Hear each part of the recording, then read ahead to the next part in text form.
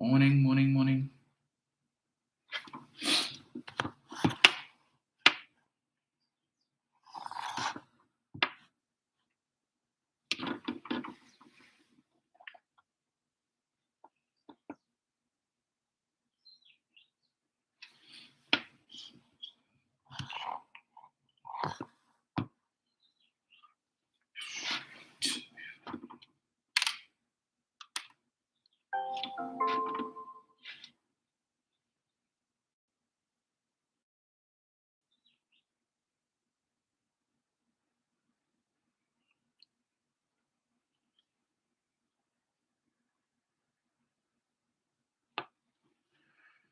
Morning, Alison, Annette Baird, Joy Raghunanan. Good morning to His Excellency, the President of Pleasantville, Nigel O'Connor, First Lady Marissa Kagan. Belated birthday greetings again, sir. I trust that your birthday was well spent. Well, based on the pictures I've seen so far, it would so appear. I'm waiting to see the final product of the portrait. So I'm sure it was well done. Morning, Carol. Joycelyn Roberts Raghunath song. Morning. Okay, somebody tell me YouTube is not up. Yeah, YouTube is up. I'm seeing 20 people on. Don't know what's going on there.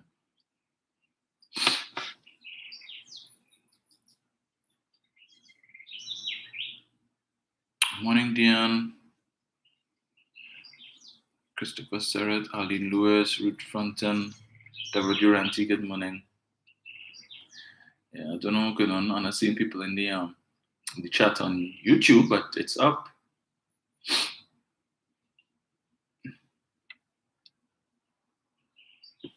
So let me see what's happening here. Yeah, I'm seeing people on the live in YouTube.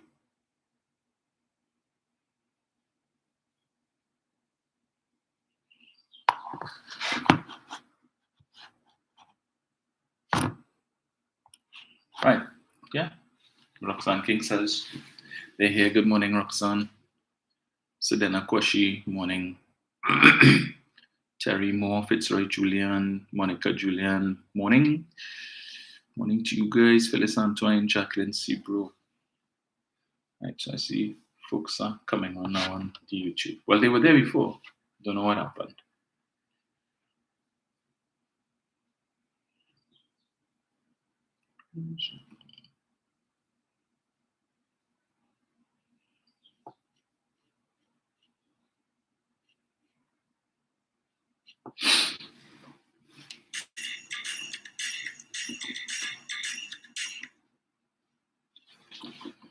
Right, just now, let me just get this song here, load this up.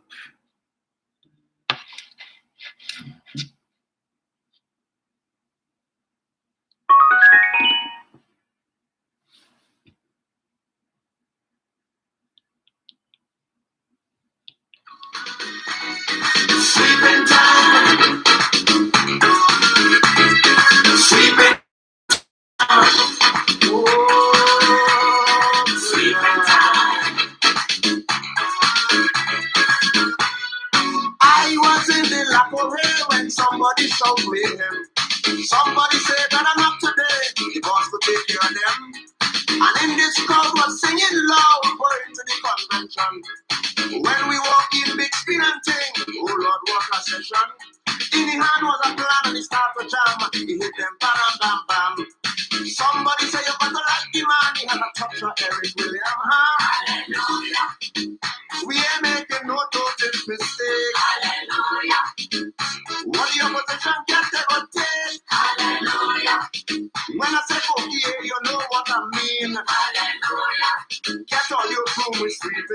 country clean. We can't fail. Licks in the tail. Great is the fear, it shall prevail. Sweeping time. Sweeping time. Sweeping time. One nation is one people today, a dynamic diversity.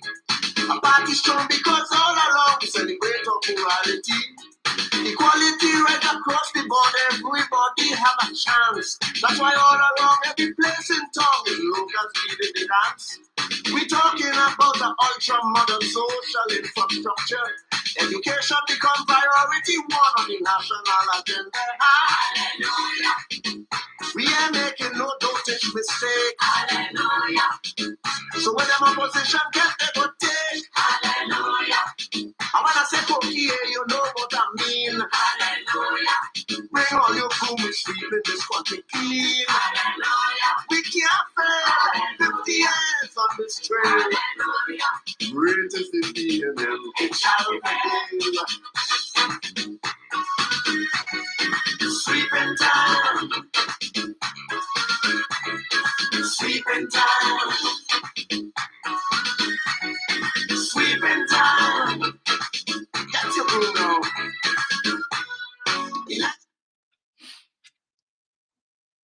Sweeping time. So I hope all of you will have your cookie rooms ready for next week, Monday. I mean, how you can hear a song like that and not be motivated to go out and cast your ballots? I was looking at CNC3 last night where they just have, I think what the people say or something, so where they go out on the street and interview people. And they were asking persons yesterday if you intend to vote. And the majority of people who they interviewed said no. They have no intention of going to vote. One lady said, for what? They're not putting food on my table. You go out, you vote, and after the election, what? Yesterday I go out and work and put food on the table. So she's not voting. A lot of people say they don't see the point in it because same old.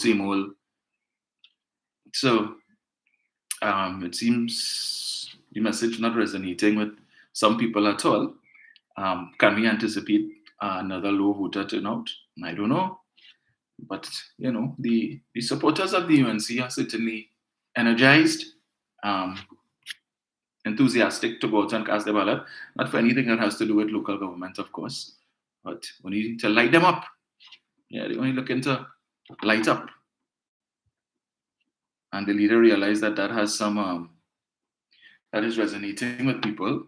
And so that's all she's talking about now. Trinidad. Trinidad lyrics, young people listening to that. When you go on YouTube and you look at some of these Trinidad artists, they have millions of views. So that make it good to listen to. All right, Mrs. Basabi says, if you say so. So last night, she gave herself liberty. Right? Your meeting is being carried on TV6. For those who care to look at it on TV6, and some households would have, young, impressionable children. And Mrs. Basabi said, when you're talking about catch-ass, she have no problem using that term on national TV. Yeah? But if Dr. Rowley says something, Rowley crass and he watch him, he low class and he all of that. She wasn't crass last night. Yeah? So why you keep apologizing every time you say it? And you know it was not appropriate. Yeah? But that's all right. You're allowed to say things. You're allowed to call ministers Makume men. That's okay. Your supporters don't have a problem with that. That doesn't make you low and crass and, that is thing to laugh at. Right? Your members of parliament referring to ministers as well. I see your partner in crime now referring to Marvin as Marvin Gaye. And there was obsession with these men in the UNC have with PNM men. What it is. I mean, seriously, Jolene John really said when they go low, well, let's go below the pavement, Pavement and gutter behavior. Even the pavement, below the pavement, too good for you. Yeah? Is Anil Roberts obsessed with Faris? He obsessed with Stuart Pinn? He obsessed with Marvin too, calling Marvin Minister man and all kind of thing. That's the Rishi Sukai coming to the Senate First day the man in the toilet, you're watching him, you find he looking a little shifty and the way he walking and stuff. So you just sit around watching, man. And he'll tell us now. Maybe that's the reason why you can't keep a woman. You're denying yourself. If you know that's what you want to do, well then come out. What do you vex with you? I mean, your party is rampant. So you'll just be another one to add to the statistics. So what? Well, that's your choice. Next thing you always doing talk, and now Gary jump on the bandwagon to talking about who Philip like him and all them kind of thing. Philip could deal with you. I have some things to talk about you today too. But anyway, on the more positive side, right? So the government yesterday, the Prime Minister and the Minister of Health would have cut the ribbon for the commissioning of the new headquarters for the Ministry of Health. Yet another project undertaken by this Keith Rowley-led PNM administration that is taking rental income out of the pockets of the so-called 1%.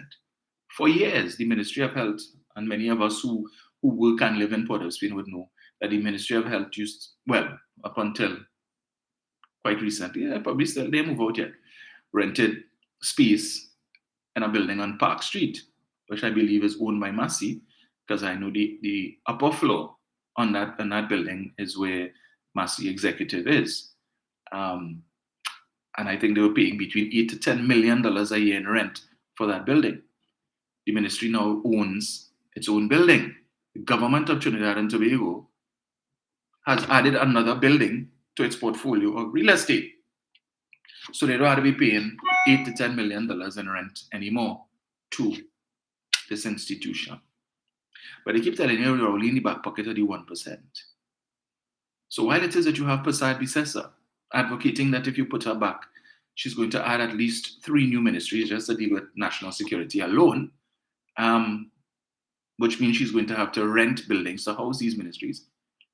Keep probably building real estate for the government to reduce the rental bill that we keep complaining about, the hundreds of millions of dollars we spend every year to rent office space that goes into the pocket of the same 1%.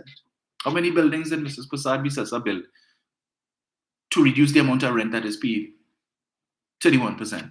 How much? How many? She took the building that Manning built in San Fernando to do just that and decided to add an extra wing to the San Fernando hospital. And as such, all of the government buildings, all the government departments and ministries that were supposed to occupy space in that office and save money to be able to spend directly on the citizens for their direct benefit. That wasn't making no sense. So let's remind them when they come with their nonsense about Rowley don't care about the poor people and Rowley only care about the 1%, that this Keith Rowley has taken more money out of the pockets, out of the bank accounts of the 1% than any other prime minister.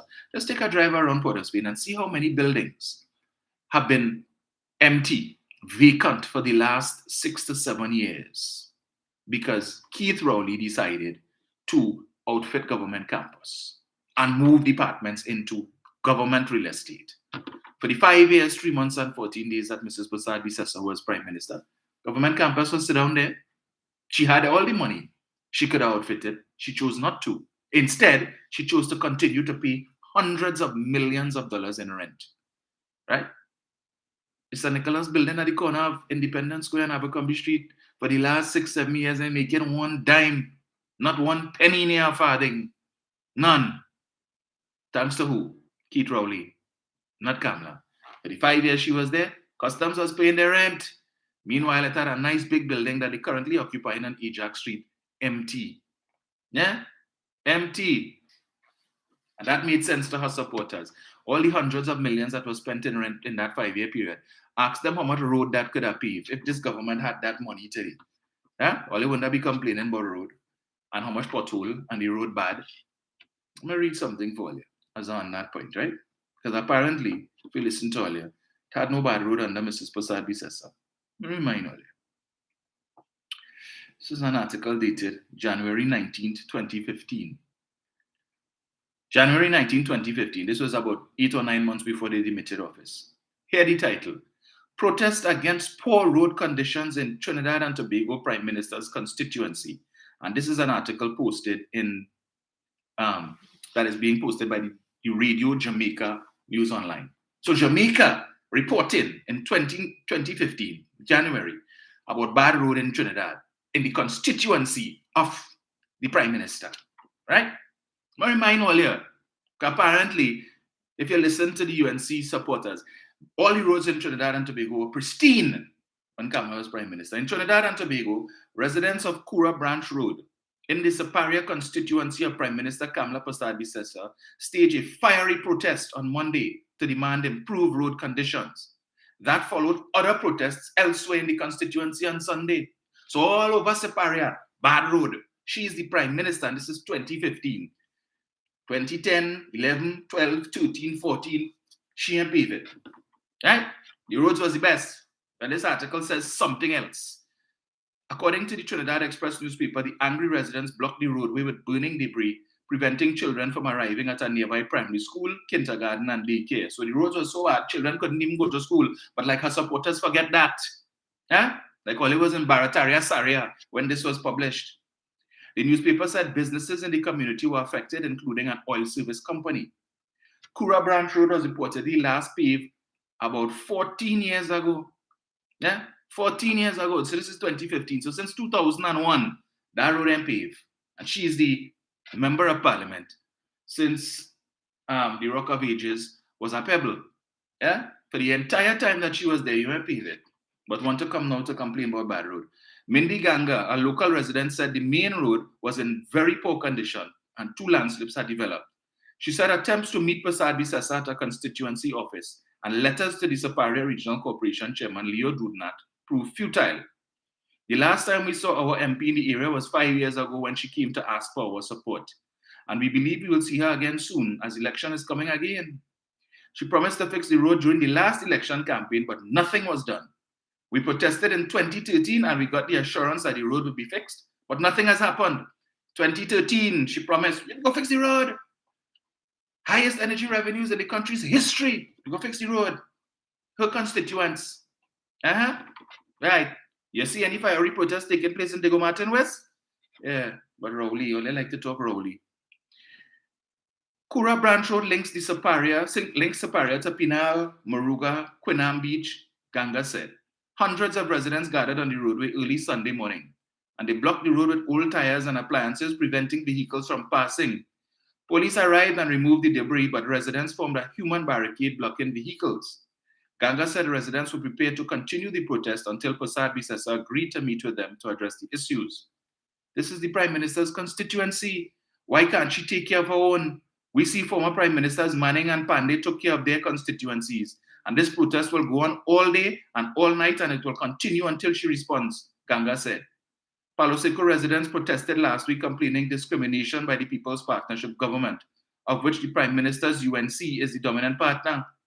Residents claim roads were being repaired in UNC areas, while strongholds of the opposition, PNM, were being ignored. Nah, they like to tell you, the PNM don't do nothing for UNC constituencies, but when UNC in power, they do for everybody, yeah? Well, Minister of Works and Infrastructure, Dr. Surujratan Rambachan, toured areas in Palo Seco, Erin, and Los Iros on Sunday, and he sought to assure residents that roadwork would begin this week.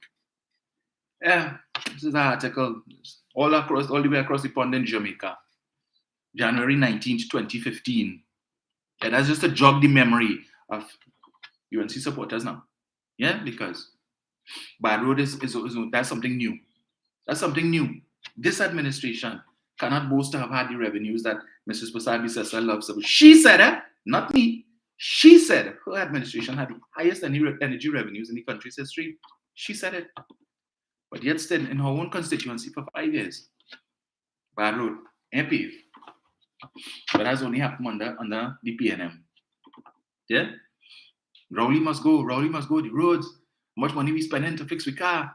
Yeah? Every week. You had to be buying parts for your car. You didn't have to buy parts for your car then. Fiery protests. Tires and all kind of thing. Old appliances and stuff. Right. No, but we just make that up. Yeah, I just sat down last night and I wrote that whole article. Right. Stupid. Anyway. So I listened. I don't know how many of you had the belly to listen last night to that meeting. I don't know, I've become so disinterested in the Monday Night Forum that every Monday I forget they have it. It was only going through Facebook. I was reminded, and so I decided to take a peep, take a listen. I would have joined in when Rudal Munilal was speaking, and of course he couldn't miss the opportunity to demonstrate um, that he's in fact the quintessential clown. Gosh, I must say, morning Angie. Good morning to Mother Tunapuna. Quintessential clown. Every time he had to take the microphone, take the podium, he always, I don't know, he feel that he needs to make a complete backside of himself, right? And busting a set of stale jokes. Everybody sit down there with a straight face. Come off now, we ain't really come to see you, you know. We come to see she, we ain't come to see all you. Yeah? They're waiting for the queen to come on stage to talk about light them up, empty the clip, knock it on them, pull it back. All of a sudden, she versed in Trinidad language. She know all about gun and talking about how much ministers have gun. And Mrs. Pasadi says, so do you own a firearm? Because you seem to know quite a bit about how to use a firearm. Do you own one? Last night she talking about Rowley and them I care about you because them have security detail and they put up a video showing the Prime Minister arriving at some event and his security detail and want to count number of vehicles. Mrs. Pasabi says, so how did you arrive at the venue last night? Did your husband drive you? Did your son drive you? Or did you arrive there under a security detail? Do you not have police officers around you at all time? This poor girl that always up under you, yeah? Had to be frightened that you might kill Kitty and she had to grab you. Always using somebody as a human crutch these days, and I don't know who you're trying to fool. But I'm asking you the question: do you own a firearm, Mrs. Pasabi says so? So in case they come in your house, you don't have to do the light up, right? The security detail that you have, they will do the lighting up for you. They will empty the clip for you and Gregory. So it's only Rowley and his ministers have security detail. You don't have. You don't have. Should I refuse it? Because when Dr. Rowley was opposition leader, he had to fight for that. Yeah, and only finally put it in place probably because you smell the rat and realize, hey, it's not looking good, you know. I might get booted out just now, and I love this, you know. I love sitting down in the back seat and having police open the back door for me, and having them all up under me all the time. I like that. So let me give him what it is he wants. So when I get kicked out, I could have it too. All your supporters had to do was to walk outside. You didn't need to show them a video. Tell them all you walk outside and see what it looked like now. Could I do that? Yeah, the hypocrisy. So when you become prime minister, if, God forbid, you ever become prime minister in this country again, what are you going to do? Say, I don't want no security detail? You don't drive yourself? You drive yourself? But they clap for that and ringing bell and blowing conch shell. Yeah. Right. You know, when I say hypocrisy, if hypocrisy was a party, you come back last night to this him light them up stupidness. So yes, this wicked and evil Rowley government, they cannot deal with crime. You could have deal with crime? Let me read again. Go in again. This is on UNC's unc.tt.org. When you have no shame. Article dated the 16th of August 2013. Kamala sheds tears for murder victims. Prime Minister Kamala Persad-Bicester yesterday announced that a police army post would be set up at Duncan Street, Port of Spain within the next 24 to 48 hours as the effort to curb the recent spate of murders there was intensified. The PM said so on the compound of Building 64, where slain teen Naim Antoine had been evicted from his Housing Development Corporation apartment by gunmen who had since been occupying it. So gunmen put him out of the house. They take over the apartment. Police know that, and they're still in the apartment. Gunmen. Underhill. That makes sense. The police didn't. Okay, anyway.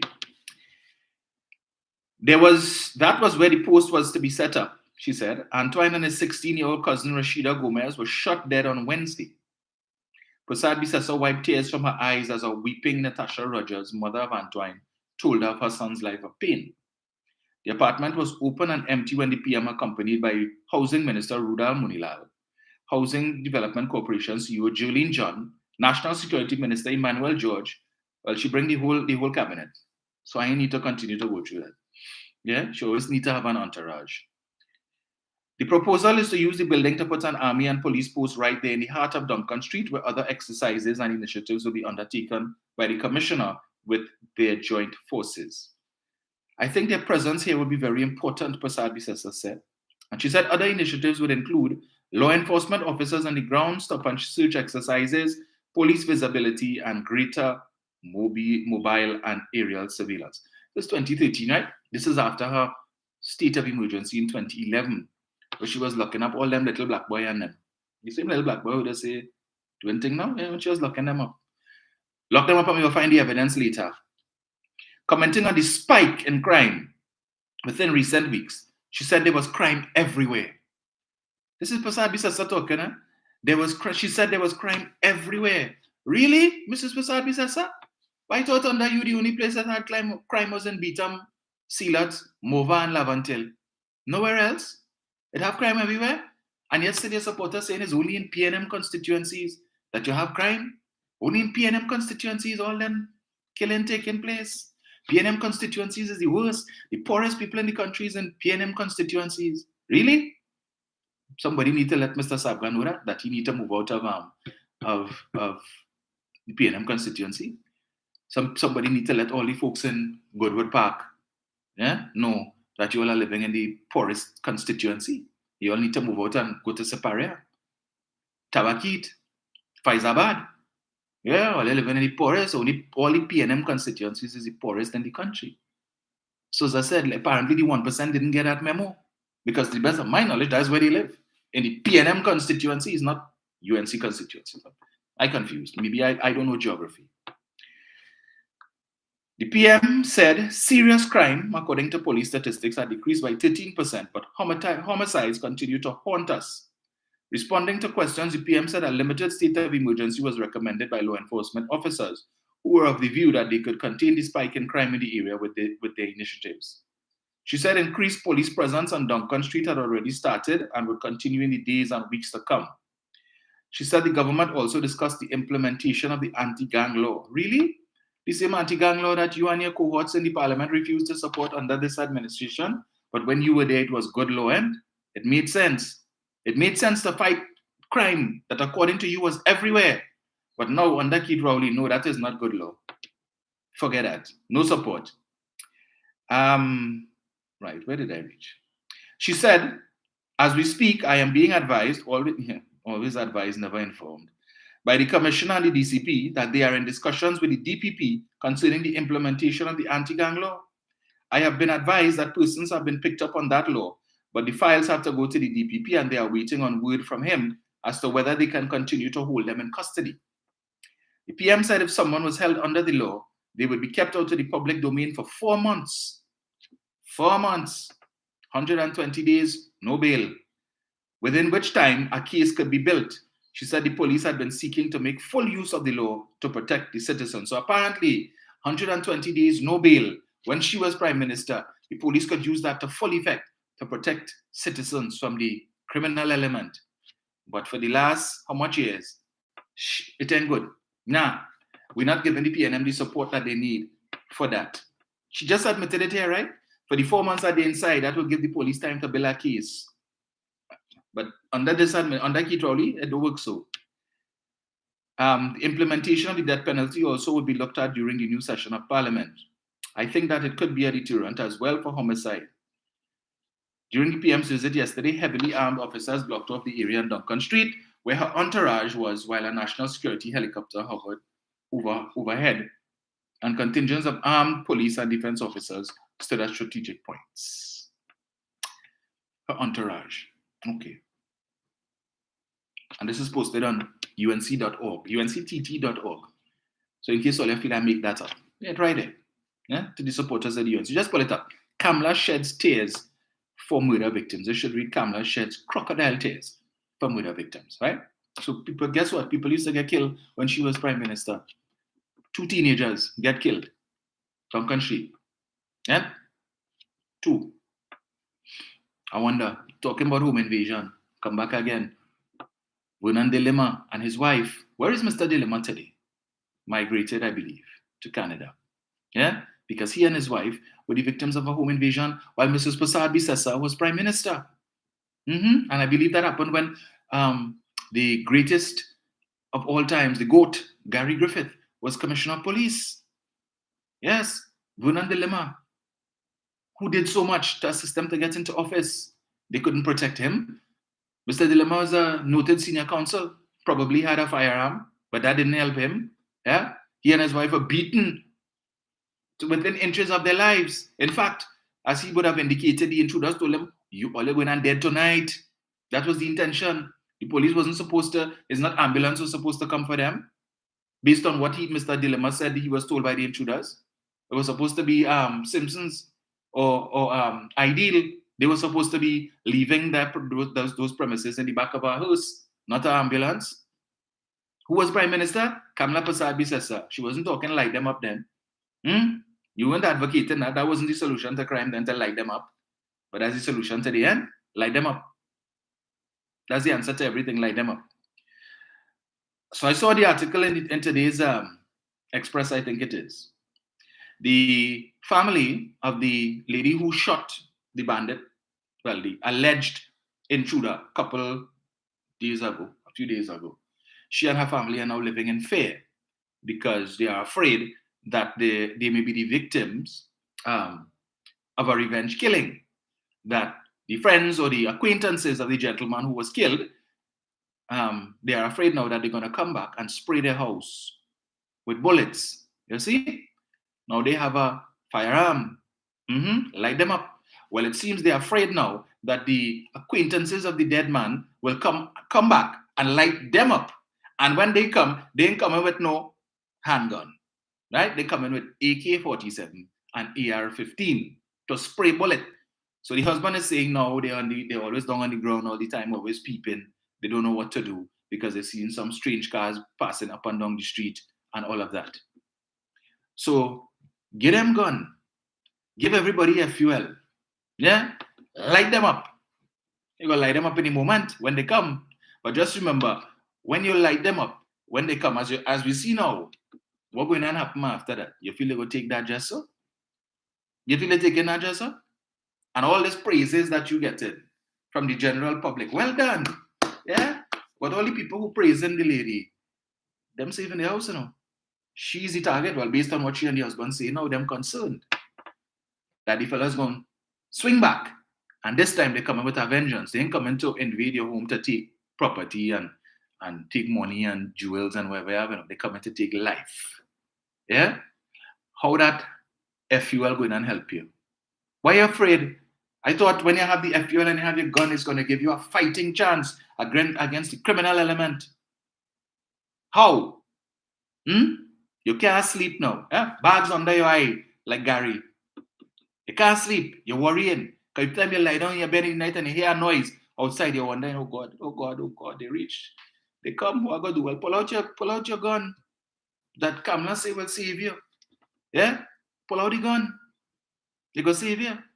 Rest it on the table and the gun will do what it needs to do. You have to do nothing. You just lie down under the table and the gun will do what it needs to do. Yeah?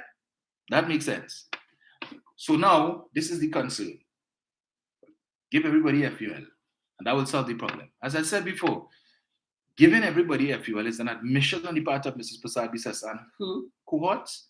They don't have the solution to crime. They don't have the solution to stop home invasions. And they have no intentions of attempting to. So give everybody gun, and in their mind, when the intruders come, you do what you had to do. Light them up, empty the clip, reload, empty it again. Right. And while you reloading, so 5, 6, 7 fellas come. And while you reloading, they say, yeah, we waiting.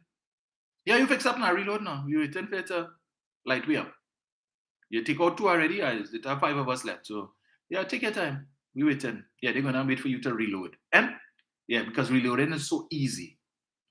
And when you come up with your pow, them come with the rat-tat-tat. Yeah, and they ain't care. Who dead. Who dead. Right? Who passed in the rush? That is all your business. We don't care. We just came here to ransack your house, tie you up and thief. But since you want to play gunplay, we could show you. We know gunplay. Yeah? Because we have experience. We'll get them gun. But last night she come with, and when I listened to her last night, when she said this, all of a sudden my mind went back to 2010 and the $3,000 a month pension at age 60. Every night they're telling you about this $3,000 a month pension at age 60. Yes, and that resonated with people. Yeah, boy. 3,000 pension at 60, old age pension, and then NIS 3,000, like 6,000. But my pay right now is only 4. So when I reach 60, I better off. Again 6,000. Yeah, man. Kamala gained my vote. And as soon as she came into office, the $3,000 a month pension, old age pension at 60, dissipated. It vanished into thin air. It was a misprint. It was a mistake. Sorry. You go, I'll let you go down by EBC and tell them you will back your vote because Kamala say the pension was a misprint. It don't work so. So last night they say I will be giving everybody guns. No, you will still have to go through the process of being vetted, and you'll have to go through background checks, and you will have to apply, and you will have to go through some psychometric tests and all kind of thing. Basically, the same process that currently obtains is the same process you will have to go through. But she telling all you, put me in office, and I will bring laws to make it easier for you to get firearm users licenses. But last night she telling you the exact same process. Everything that you had to do now is the same thing that you will have to do when she come back into office. Notice they're not going into granular details as to what this law, how this law will work. What are you going to adjust? What are you going to change that currently exists? What will you remove to make it easier for people to get guns? She ain't telling you that. You know why? The devil is in the details.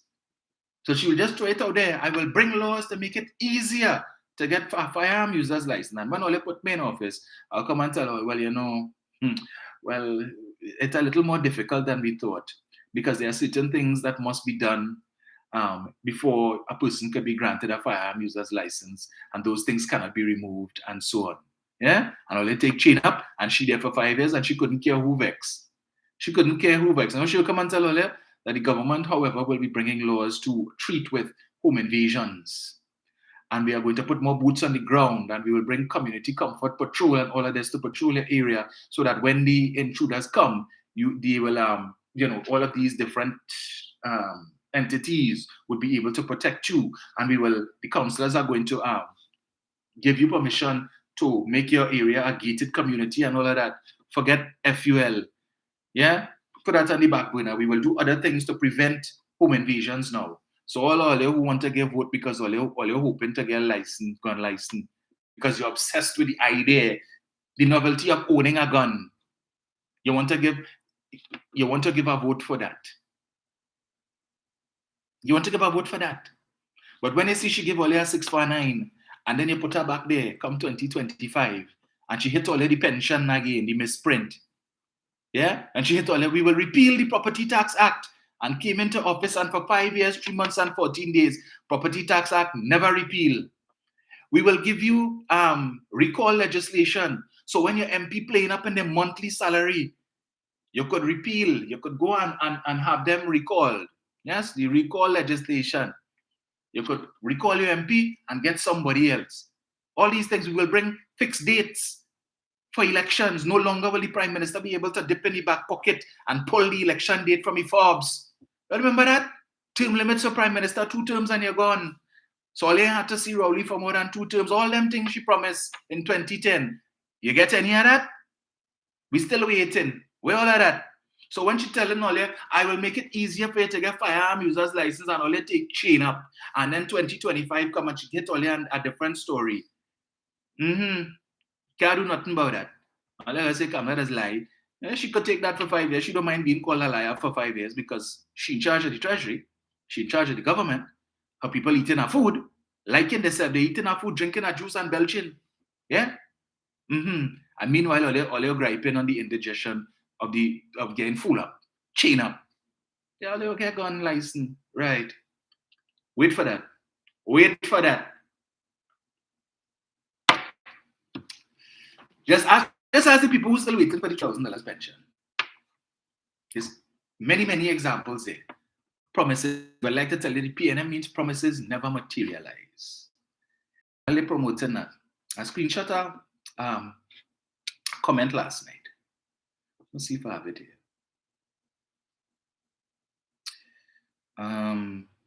So where is this thing going? I know I screenshot it, but where is it? Total mind saving actually. Where is this thing going? Gosh, but I wanted to read that now. I don't know what's going on here. So last night before I remember that they were carrying the meeting on TV6, I was looking at it on Facebook, and I saw a comment come up. I don't know what's going on, why it's not. Yeah. A gentleman saying in the comments, his son told him, vote for Kamala so that we could make the Indian and them proud. And he is so proud of his son. Yeah, he's so proud of his son because of that. Vote for Kamala so that we could make our Indian people proud. But the PNM voting based on race. Yeah, it's always the PNM voting based on race. Them don't do that. Always the PNM. But let the PNM make headway next week, Monday now. Let the final result be that the PNM get at least 8 corporations. Come on Facebook. You will see how much latrine fly, how much time the N-word will be used with gay abandon. They don't care. All kind of thing about PNM people that vote race. You will hear put feces in the doubles. All of these things that we saw in 2020 and 2015. Yeah, it's laying low right now, but it's seething. It's seething. The minute you hear the PNM win, you will see. We know what is coming. Yeah? But every night you're on the platform, you want the same PNM latrine flies and the same Balize juice driven PNM, the same dotish PNM. Yeah? All over. It's the same people they want to give Kamala the vote. So she come back again last night with baby grant. You all remember? I gave baby grant $500 a month to buy milk and Pampers to assist. And every parent would know how difficult it is to raise a child. And we gave baby grant. But after the UNC wins the election in 2025, I will bring back the baby grant. $500 a month to make child. But all they like to say that the PNM doesn't encourage dependency. Yeah? The PNM supporters like gimme. Who's she talking to? With this $500 a month to make child. That is her solution. Not sustainable jobs. No. Not what Foster Cummins and Keith Rowley doing. Providing opportunities for 200 young people every year. 200 young people every year. And this is just one of several programs. To be able to go to UE at the expense of the state for 2 years to learn about agriculture. Everything that they need to learn about agriculture and to run a successful agricultural business for 2 years. And when they finish that, they get in a house, they get in land, they get in money to start their business, and technical support and financial support, further financial support if they need it. 200 young people every year between the ages of 18 to 35.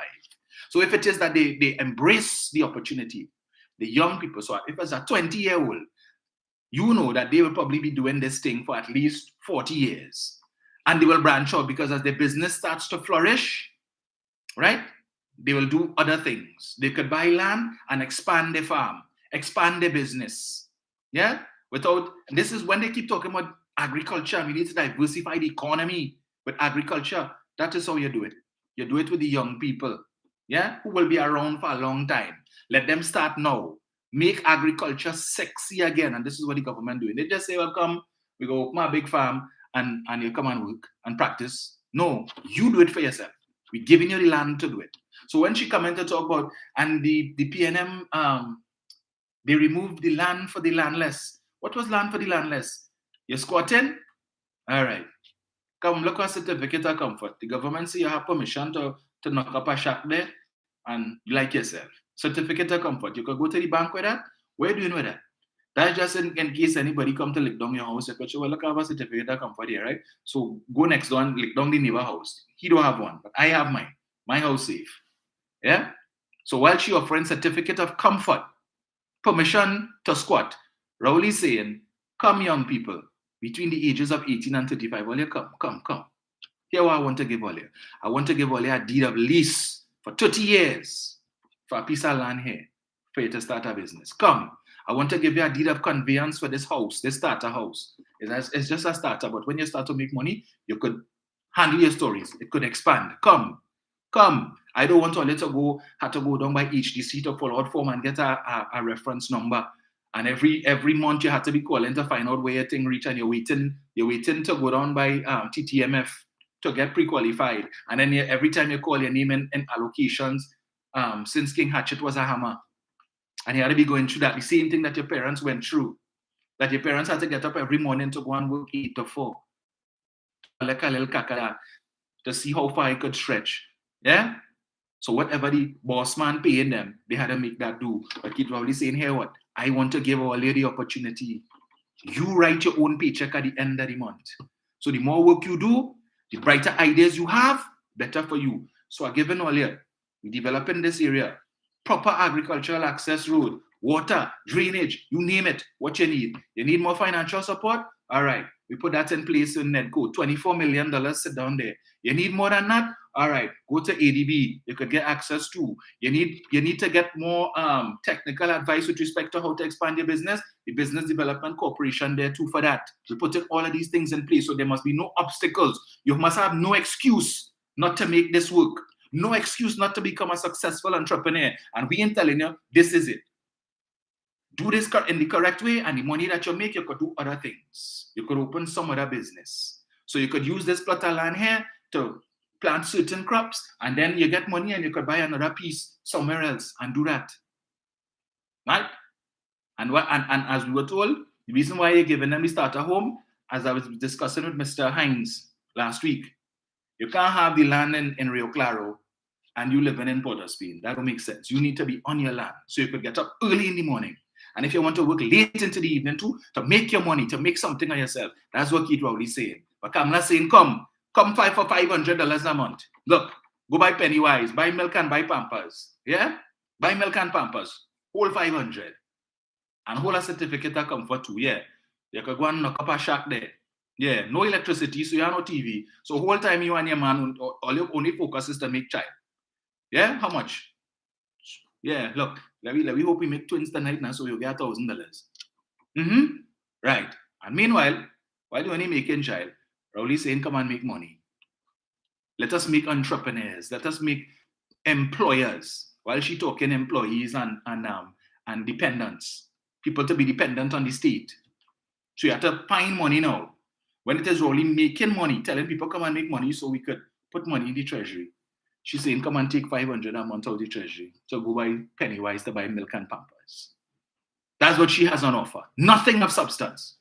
When it is that she shut down live sport because of the rampant corruption in the parliament, when she read the report, she said to the young people, but fear not, do not be dismayed. Even though we're shutting down the program now, we will put something else in place to replace it so that you will not be left behind. What did she replace it with? Absolutely nothing. Because you know what? There's a set of cockroach waste of time. Yeah? They just a set of loafers. We had to be paying them $1,800 a month stipend anyway. So we go save that money. Because the price of oil falls. So they fall by the wayside, okay. Just like all the other promises that they made. Never kept. Never kept. So you wonder why it is now that all of these young people, when you see who getting held, 14 to 29. Yeah, 14 to 29. That is the age bracket. But the PNM saying, pulling them back. Come. And meanwhile, the UNC there, Kamla there, with the spyglass, the magnifying glass, scrutinizing all the projects. Right, let me see. Right, have anything in there where it's specific to persons of African descent? You see something there? All right, courthouse. Right, Equal Opportunity Commission. We can't have that. We can't have them focusing on the urban youth. The urban youth, their only purpose is to hold gun. Right? Because we need them to ensure that we have a thriving criminal enterprise in Trinidad and Tobago. So we could say under the PNM, crime is always the worst. Anything that the PNM comes with to help these same young people, to keep them out of a life of crime, to put them down the road where it is that the African man could lift his head and say, yes, or they could no longer come and say, my only purpose in this country is to serve as a laborer and as a consumer. You all could no longer come and tell me that I am not a credit to my race. You can't come and tell me nothing about the African community owns nothing. Keith Rowley saying, come and own land, come and own house. Let me give you a deed that you could take to the bank to get money. I ain't giving you no certificate to come for that can't do nothing. Not even with the paper it is written on, right? Nothing. But Rowley must go. That is why Rowley is making sure that he put in place a special agency to oversee all of these programs. So if God forbid, or they decide to do a repeat of 2010, Kamala can't come in and do what she did with the CCC and what she did with the what's the other things, boy? What she shut down the youth camps and all of these things and left all of these youth out in the lurch. This government is putting things in place to make sure that these institutions will be Kamala-proof. They are not shut down, Kamala-proof, right? To manage it so we wouldn't have a repeat of live sport where one man got $34 million and walk away with that just so. But last night, Mudilal talking about 34 million. They spent 34 million to investigate EMBD and to investigate HTC and investigate whoever.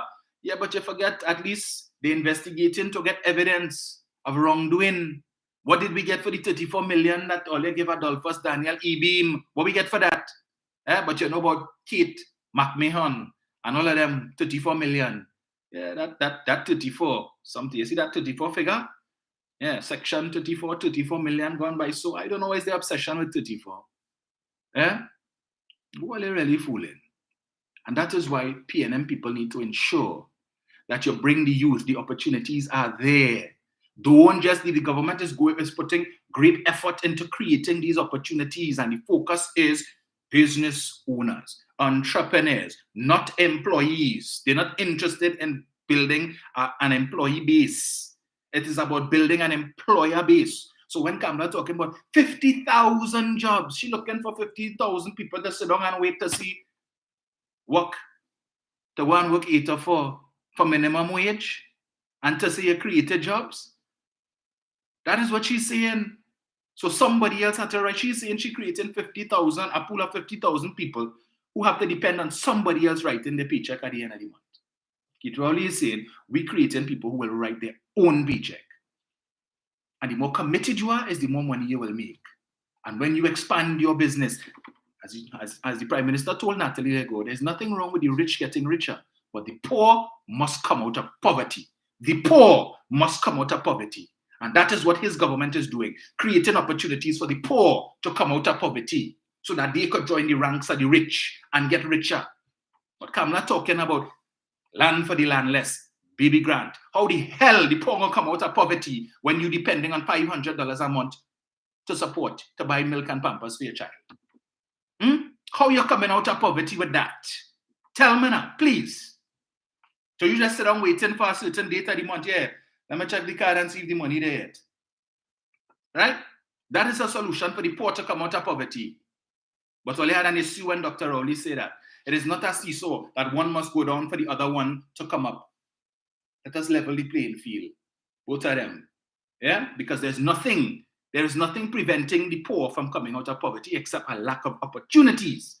Government under Keith Rowley and the PNM is saying, we creating opportunities for the poor to come out of poverty, but we can't force them to take up the opportunities. They need to be able to take it up for themselves. And they cannot say the reason why they didn't take up the opportunities because they didn't know. We're telling all you, it's there. Some people, you need to push them. They need a little help to go to it. If it is that you're not academically inclined, but we have things for you too. You're good with your hand, come. We have programs for you too. All of that, whatever it is your specialty, come. We're creating programs. So we're doing our research to see what the young people want. And that is why the focus, 18 to 35. We ain't looking at 45 and 55 and stuff. We're looking at the next generation. They're about creating the next generation of millionaires. That's what they're about. Start early. Get them into that business mindset from early, not the employee mindset. Don't tell them go to school and get 5 passes and then look for work. Send out resume all over the place and hope that somebody call you. And you're making $4,000 or $5,000 a month, and what that really doing for you? When you spend that, you want to drive a nice little car. What kind of car that could give you? When you have to help out mommy and daddy home because they're struggling too. 5,000, 6,000 a month. You ain't going nowhere. How you coming out of poverty? You're living from paycheck to paycheck. That is what Kamala is offering you all, paycheck to paycheck. She has espoused nothing, absolutely nothing. On the whole, how long this campaign running? Nothing for young people to come out of poverty. What are you talking about? Education. And education, I have always said, education is the passport out of poverty. Yeah? You get them the passport and what? What are you supposed to? You know how much people in this country have passport and can't go a damn place? All they're using the passport for is ID. So you get them the passport and what else? What are you supposed to do with that? Where the money for them to buy the plane ticket? Move from here with that nonsense. He's probably giving them the passport and he's giving them the money too. He's giving them the opportunity to be able to earn the money on their own. So it's not only them coming out of poverty, right? They can help other people to get their passport too. And it's not just about sitting down in a classroom to get maths, English, science, geography, and that. That's yesterday. We beyond that. You could get that too, but you need more than that. We need to create, as you're talking about the middle class, is now catch ass and all kind of stupid talk. All kind of dotish talk. In the United States, the economy of the US is built on the back of small business, small and medium businesses. You need a business mindset. Foster Cummins understands that. He is a businessman. He knows where he came from, started off selling in the market and has moved his way up. But last night she come out trying to cast aspersions on Foster Cummins. Yeah, that's what she good for. But you see, he was the man for that work. Because now he could implement what it is he did to get from where he was when he was helping mommy and daddy in the market to sell to where he is today. Right? Has different businesses. So he knows what is necessary. And let us help the youth to walk that same path. And they can make a little bit of adjustments if it is that they want to. But that is what we're giving them. Let us show them how to do that. We're not about color me orange, $69 a day for 3 months, and after that, fend for yourself until somebody comes up with another bright three-month idea. We're not about that. Yeah? We're not about food card, dependency, whole our food card. We're not about expanding CPEP, that you call that intergenerational transfer of poverty. When Manning created it, you said no other political leader in the world has ever treated their supporters so horribly with such a program. Well, they knock it. No damn good. Munilal, Anand Ram Logan say it is a loveless thing. And as soon as you come in, you move it from 5,000 to 15,000 people. So you add 10,000 people to the intergenerational transfer of poverty. But you see, people just forget that, but I don't forget. I don't forget them things. So you added more people to the statistics of poverty. But when Dr. Rowley say, nothing wrong with the rich getting richer, but the poor must come out of poverty. Because when the rich gets richer, they make opportunities for the poor. And he trying to make the youth of this country start them early. 18 years. You finish school, look at that opportunity for you here. You want to go to the University of the West Indies? Look at here. Look at here. And when you finish at 20 years old, you have a house. How many 20-year-olds in this country have their own home? You have 30, 40, 50, 60-year-olds don't have their own home. Renting. And this government saying, come and give in your house. But they ain't promoting that. They ain't promoting that Rowley must go. Rowley must go. But understand that when Rowley go, and when the legislature vote out Rowley, that all of these opportunities that Rowley created might very well go with him too. Just as CCC, just as the youth camp. What did they put in place to replace that? Live sport. Live sport. $1,800 a month to keep all in poverty and dependency. So when they need your vote, coming to talk about Rowley ain't doing nothing for the youth and Rowley ain't doing nothing for black people. Really? The swimming pools they're building more Van Lab until what the UNC say about that. They want to know who is the contractor. They're not concerned about the opportunities. The opportunities that could present itself for young people. That is not foremost on their mind. We want to know if it had any bubble in there, any corruption that we could come and exploit to gain political points. Yes, that's what we for. We're not studying. We could get the next Dylan Carter, the next Nicholas Bovell, the next Siobhan Cropper, whoever, coming out of Mova Lavantil. Because you know what, as far as they're concerned, once you come from Mova and Lavantil and beat them, you're no damn good. There are no prospects for you. Your work, the only thing that you're good for is to run across the highway every morning and risk your life that you might get licked up. run to the labas, see what you could salvage, and run back across the highway. That is what they're good for. Nothing else as far as UNC concerned. That, and to pick up gun and rob and kill people. That's all. You see it in the comments all the time. That is all those folks good for. Yeah? But just know it was the PNM that took the whole Rambond and turned it into a technical institute for the young people. How many of them taking up advantage of that opportunity? It is the PNM that is saying we will develop East Port of Spain. We will develop East Port of Spain for the residents of East Port of Spain. Who it is fighting them down and telling the people, don't worry, Rowley and them, they just chain up thing. They want to give all their land to the 1%. And who taking the chain up and holding back progress in your area? That should have happened since 2008, 2009. But all they take chain up from Ramesh and them and tell all they, make sure they pay all less than $1 million for your property. You owe $50,000, $60,000 in rent. But they must give you $1 million for property that is not yours. Yeah? Everything that this government tries to do to uplift the African community, have issue with it. They have issue with it. And what they offering as an alternative? Nothing. Anybody here asking any of the UNC supporters, please tell me, what has Mrs. Prasad Bisesa offered the young people other than laptop? Laptop. She loved to boast about that. She built school. She built primary school. She built secondary school, and she get them laptop. Okay, so they go to school, they get the education, the passport. What they doing after that? What are they doing with the passport? What are they doing with it? Nothing. It is of no use other than to serve as ID. So miss us with that BS summer, please. So all the young people who could go out and vote and all, they're going and vote for the first time. Since they want to project to 2025 and tell you vote on 2025 issues, these are the issues that you need to be voting on, young people. 18, 19, 20-year-olds who are going to vote for the first time and you're excited to vote. These are the issues that you need to take into consideration. Who giving you that? Ask them when they come, when the UNC candidates come, ask them, so what your leader have for me as a young person? Foster Cummins and the PNM have 16 plus programs for me. They're giving me the opportunity to own land and own house and become my own boss at the age of 18, 19, 20. What do UNC have to compare to that I should give all of my vote? Ask them that. Ask them that. Nothing. Nothing that compares. So we have baby grant. We have food card. We have color me orange. Yeah? Don't worry. We're thinking about another life sport, part 2. This time we're going to get it right. How many young entrepreneurs did she create between 2010 to 2015? How many? When the PNM said, look, we want to create this small and medium contractor program. So instead of only giving the contracts to the big contractors like NH and all of them to build HDC house, come, you have a skill, you could build house based on your capacity. Look 3 houses to build. Let me see what you could do. Look 5 houses to build. Let me see what you could do. Look 10 houses to build. Let me see what you could do. And the budget is $500,000 a house, $400,000 to build the house, and $100,000 in profit for you.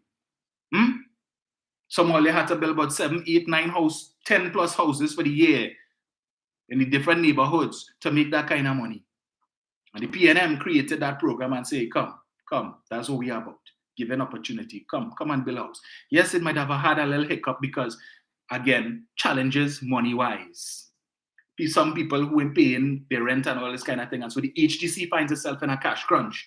But it is a laudable program because once they could sort out the cash issue, we cooking with gas. You see, come. And when you see some of these houses that these small and medium-sized contractors have built, they could rival them big contractors any day. You see in the level of skill and the quality of houses that they build in. Who get them that opportunity? But you have some of them griping, you had to pay $300 or pay $500 to get the package. So you have a problem with paying $500 to get the application package, to get an opportunity to earn at least $300,000 to $1 million in profit. You have a problem with that? That's what your concern is? To get $500 for a package, an application package where you're almost guaranteed to get a contract? You can't be serious. Something wrong, you need a checkup from neck up if that is your issue. You can't get $500 borrowed. You can call a few of your friends who into construction and say, look, let me go and do this thing now. Let me see if we could get 5 houses, right? Let me come together, see, pool our resources and see if it is we could get 10 houses. That's $1 million. You know what you could do with $1 million? And once you do the work right, you could get another contract for another 10. It's not 2 houses the HCC building. It's not 5. It's hundreds, thousands of houses that they build in. And when you do good work, you're up there. So they're looking for you again to give you more. So you could create opportunities too. So the man who pull in line and lane blocks, he too could get an opportunity next time to be able to go and partake in the next round. Share the wealth within the community. As I was talking to somebody recently and they tell me that's the problem with the PNM, not enough. You don't have enough African businessmen. And those who are there, it's like it's a hiding thing. Come on now, man. Do better. Do better. Talk to the young people. But again, I ask you, apples, oranges, ask them. What we're hearing is light them up. Empty the clip. Trinidad. Yes, young people. That is what Kamala wants all to listen to. That's what she wants you to listen to. Don't listen to what the Ministry of Youth Development and National Service has to offer. Now, don't listen to that. You know what to listen to? Listen to the Trinidad lyrics. Load up the clip. Load up the matic. That's what you listen to. Sit down on it like a rocking chair. Yeah? If your man can, better you. Yeah. Sit down on it and rock back and cock back. That is what you should listen to. And because that will help you get the passport out of poverty. And you only singing that whole day. Yeah, listen to that. You go on YouTube because these videos have millions of views according to her. Go and look at that. Yeah? Sit down, Pondi. Yes, that is what they want you to listen to. Listen to that. Go up and pull up Young Brother and you listen to Young Brother whole day. Yeah. And forget what it is the ministry has. My Lat, My Part. Yeah? All of those programs that now will be taking in young women as well. So no longer any discrimination. It is no longer exclusive to young men. Young women too will have the opportunity to gain the necessary skills. So if it is they have any inclination towards a military career or career as a police officer, not saying that's going to give you a distinct advantage, right? But at least you have that background training that maybe it might give you a little bit of an edge. All of these things is what the Ministry of Youth Development is doing. Who created the Ministry of Youth Development and National Service? Not Kamala. While Keith already talking about expanding that ministry and expanding the offerings of that ministry to the young people so they could come out of poverty. What Kamala talking about? Ministry of Defense and Ministry of Home Affairs and Ministry of Justice to lock all you up, anticipating that you all will continue to engage in criminal activity. Your numbers would grow, so we could lock all you up. Because you know why? UNC lawyers need to make money. Crime is a business. Crime is a business. So every time the lawyer had to end up in the courthouse, money had to pass. You see, you feel them vexed with the state of crime?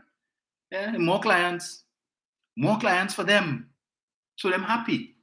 Me supporting no legislation that could bring down crime. Look at what's happening in Jamaica. Jamaica has a firearm license authority. So it's not the police. You have this separate entity that grants firearms. So in Jamaica, it takes about 12 months for you to get a firearm user's license. And you could get a permit from as young as 11 years old. You could get a minor permit. From 11 to 16, you could qualify to get a minor permit.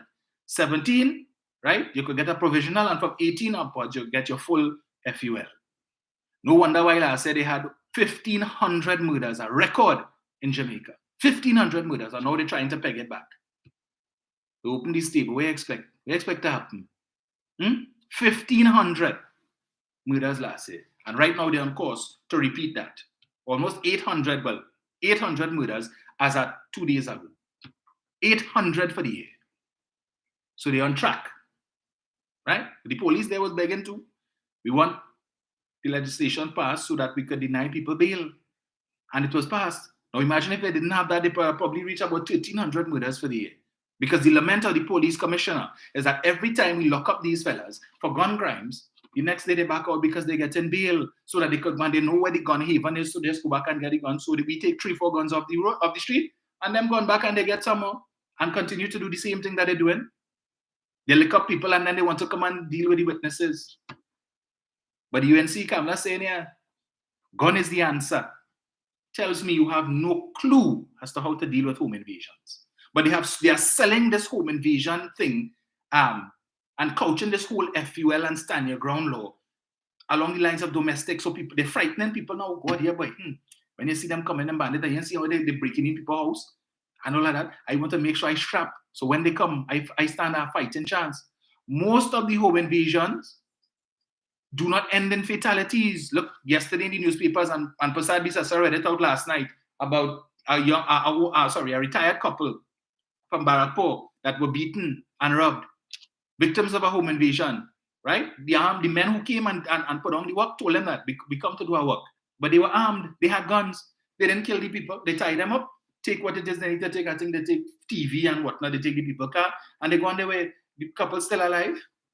And most home invasions end like that. The other day went last year when they were dressed like police and they went and they raided the home of the owner of Double Palm. Right? Just up like police. Pick up the phone and call the real police. These men had time jump the wall, go inside the man's house, terrorize the wife and daughter, ransack, take what they need to, and leave. And police ain't reach yet. And police ain't well, eventually they reached after the men were long gone, of course. But that's the problem.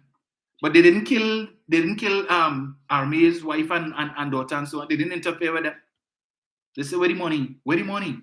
Come in, you take the money, and they go on. And most of the home invasions end like that. But Kamla promoting violence. Empty the clip. Light them up. Empty the clip, reload. And empty it again. Understand there are consequences for that. Because when you felt one shot, two shot, and you hit the man, right? And he fall down. And you decide to walk up to him and empty the clip. Just know that ballistics and forensics will be able to show that the man was shot at close range. So you now have to come and stage a crime scene to say, well, look, this is how it happened, right? Because how he gone in the kitchen, but he in the gallery with 40 bullets. How that happened? Because every time when he dropped the gun in the kitchen, when he had time to reach the gallery, he was no longer a threat. So what reason did you have? Because by that time, okay, we see 2 shots in his back. So he lay down there, incapacitated. You felt the need to empty the clip. Was it necessary to empty the clip? That is the point where it becomes murder, right? Because you were no longer doing shooting to defend yourself. This was premeditated that you tell yourself, you're going to empty the clip. He had to dead today. He's a pest, he's a menace, he's a cockroach. You ain't leaving here alive. So you go in and sit down and remand for 15, 20 years before your case called for determination to be made as to whether or not it was self-defense. I seen here Gary say fire enough rounds to survive. Come, let's still light them up. Yeah. But Gary said 1 shot, 1 kill. He didn't say 30 shots, 1 kill. 50 shots, 1 kill. He said 1 shot, 1 kill. And if you're trained and you could shoot to incapacitate such that the man is no longer a threat and you could call the police and you have him hog-tied in the corner waiting for the police to come. Or you don't even need to hog-tie him because based on where he get the shot, he dead. He's not a threat. And you decide to take Kamla's advice and empty the clip. Understand, you might have to be looking for her services in the courthouse. Yeah? You may very well have to be looking for her services in the courthouse and all of the good lawyers in the UNC to defend you. So take her stupid advice, her literal stupid advice, and you empty the clip. I bet this lady who shoot that Ole was praising now. Yeah? Who coming to her aid now? She and the family worried. Who coming to the rescue? They're going witness protection. So your otherwise normal life is now gone. Your life will never be the same. Because every little noise that you hear, you're worried, you're concerned. Yeah, you're always peeping out the window to see if a car or two pull up in front of your house and men with AK-47 and AR-15 just come to spray bullets. And they ain't care who dead. They ain't care. As I say, who dead. Let me address this issue. I see the UNC supporters, all of them quoting liberally. Rowley say, who dead. Let me tell you, the Prime Minister never said that. At least not in the context in which they are making it up. Right? So let me read for you exactly what it is the Prime Minister said. For the benefit of these liars and propagandists who continue to misrepresent what the Prime Minister said. You know why? Because they're intellectually lazy and wouldn't take the time to go and do your research to see what the Prime Minister said, but you're taking talking points from the Douglaya and the Monday Night Forum and the Underground Report and coming on social media to embarrass yourself. But anytime I see it, I will post for here. Stop making fools of yourselves. So let me read what it is the Prime Minister actually said. This is an article in the Newsday, dated Tuesday, the 18th of January, 2022, entitled, Who Dead Dead? The Newsday editorial, right? Here's what the Prime Minister actually said. On Saturday, Dr. Rowley ascribed undue weight to the arguments made by the trade union sector, saying they are seeing the issue of vaccination, by now a standard measure accepted by billions of people all over the world, as one of personal choice rather than collective responsibility. It, the union, this is Dr. Rowley, I'm quoting here, it, the union is saying, let us leave it to choice, and who live, live, and who dead, dead, the PM summarized. And this was with respect to when I think the government was contemplating making vaccination mandatory for public servants. And for those who chose not to take the vaccines, they would have been furloughed until such time as the situation calmed and so on, right? And the union, the OWTU, coming out to say they believe it should be a matter of choice. Don't force people to take no vaccine. Don't tell people take the vaccine or else. And Dr. Rowley's position on what the union was saying is, in other words, let people decide. If they want to dead, let them dead. Who say, I not taking no vaccine, if I get the COVID, I go fight it, and if I do fight, and if I can't fight it and I dead, well, that is okay. That's my choice. Let me decide if I want to live or if I want to die. This is what Dr. Rowley was saying. He was summarizing, in his own words, the position of the union. Who dead, dead. The union saying, who live, live, and who dead, dead. At the end of the day, who take it, who ain't take it, leave that up to them. Who ain't take it and they get the COVID and dead, that's their business. Who ain't take it and they're lucky and they live, fine. So when UNC supporters come in to tell you, Rowley say, who dead, dead, miss us with that BS summer, please. Not everybody out here, but people saying yesterday, born yesterday, or came down on the last shower rain. All right? There are those of us out here who do research and we know the truth. So miss us with this who dead, dead nonsense now. And Rowley say the people of Trinidad and Tobago are stupid. The Prime Minister never said that. He never said that. He said the opposition thinks that the people of Trinidad and Tobago are stupid, but a certain person from a certain radio station, right, decided to doctor the clip and cut out the part where Dr. Rowley said the opposition thinks, and they just put the people of Trinidad and Tobago are stupid, and they create that little soundbite and send it out to all the minions and the propaganda houses to spread that nonsense.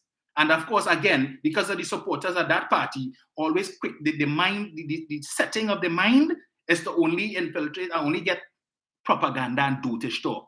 And out there, spreading this foolishness that Rowley say, who they're dead, and Rowley say the people of Trinidad and Tobago are stupid. Well, the rest of us know the truth, right?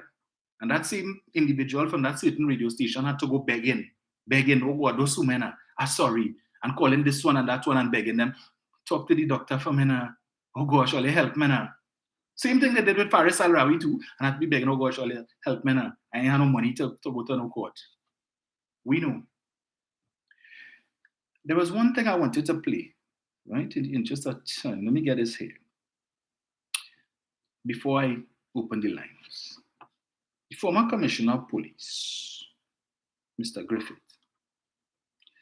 and his wife took the police service to court because they claimed that the police service was tapping Mrs. Griffith's phone. Let's see if I get this here. A press conference was held, I think, last week, Thursday. A joint press conference between members of the police service and the SSA. Now, according to Mr. Griffith, there's only 3 entities that are able to request phone taps in this country or to authorize phone taps. Chief of Defense Staff, Commissioner of Police, and the head of the SSA. So let me get this here. Now, I have some questions to ask based on something that he said. I'm going to play this. Yes. Right. Let's see if I get this here. So let me just connect this. I don't know how many of you have heard it because it's been making the rounds, but anyway, right. Good to do.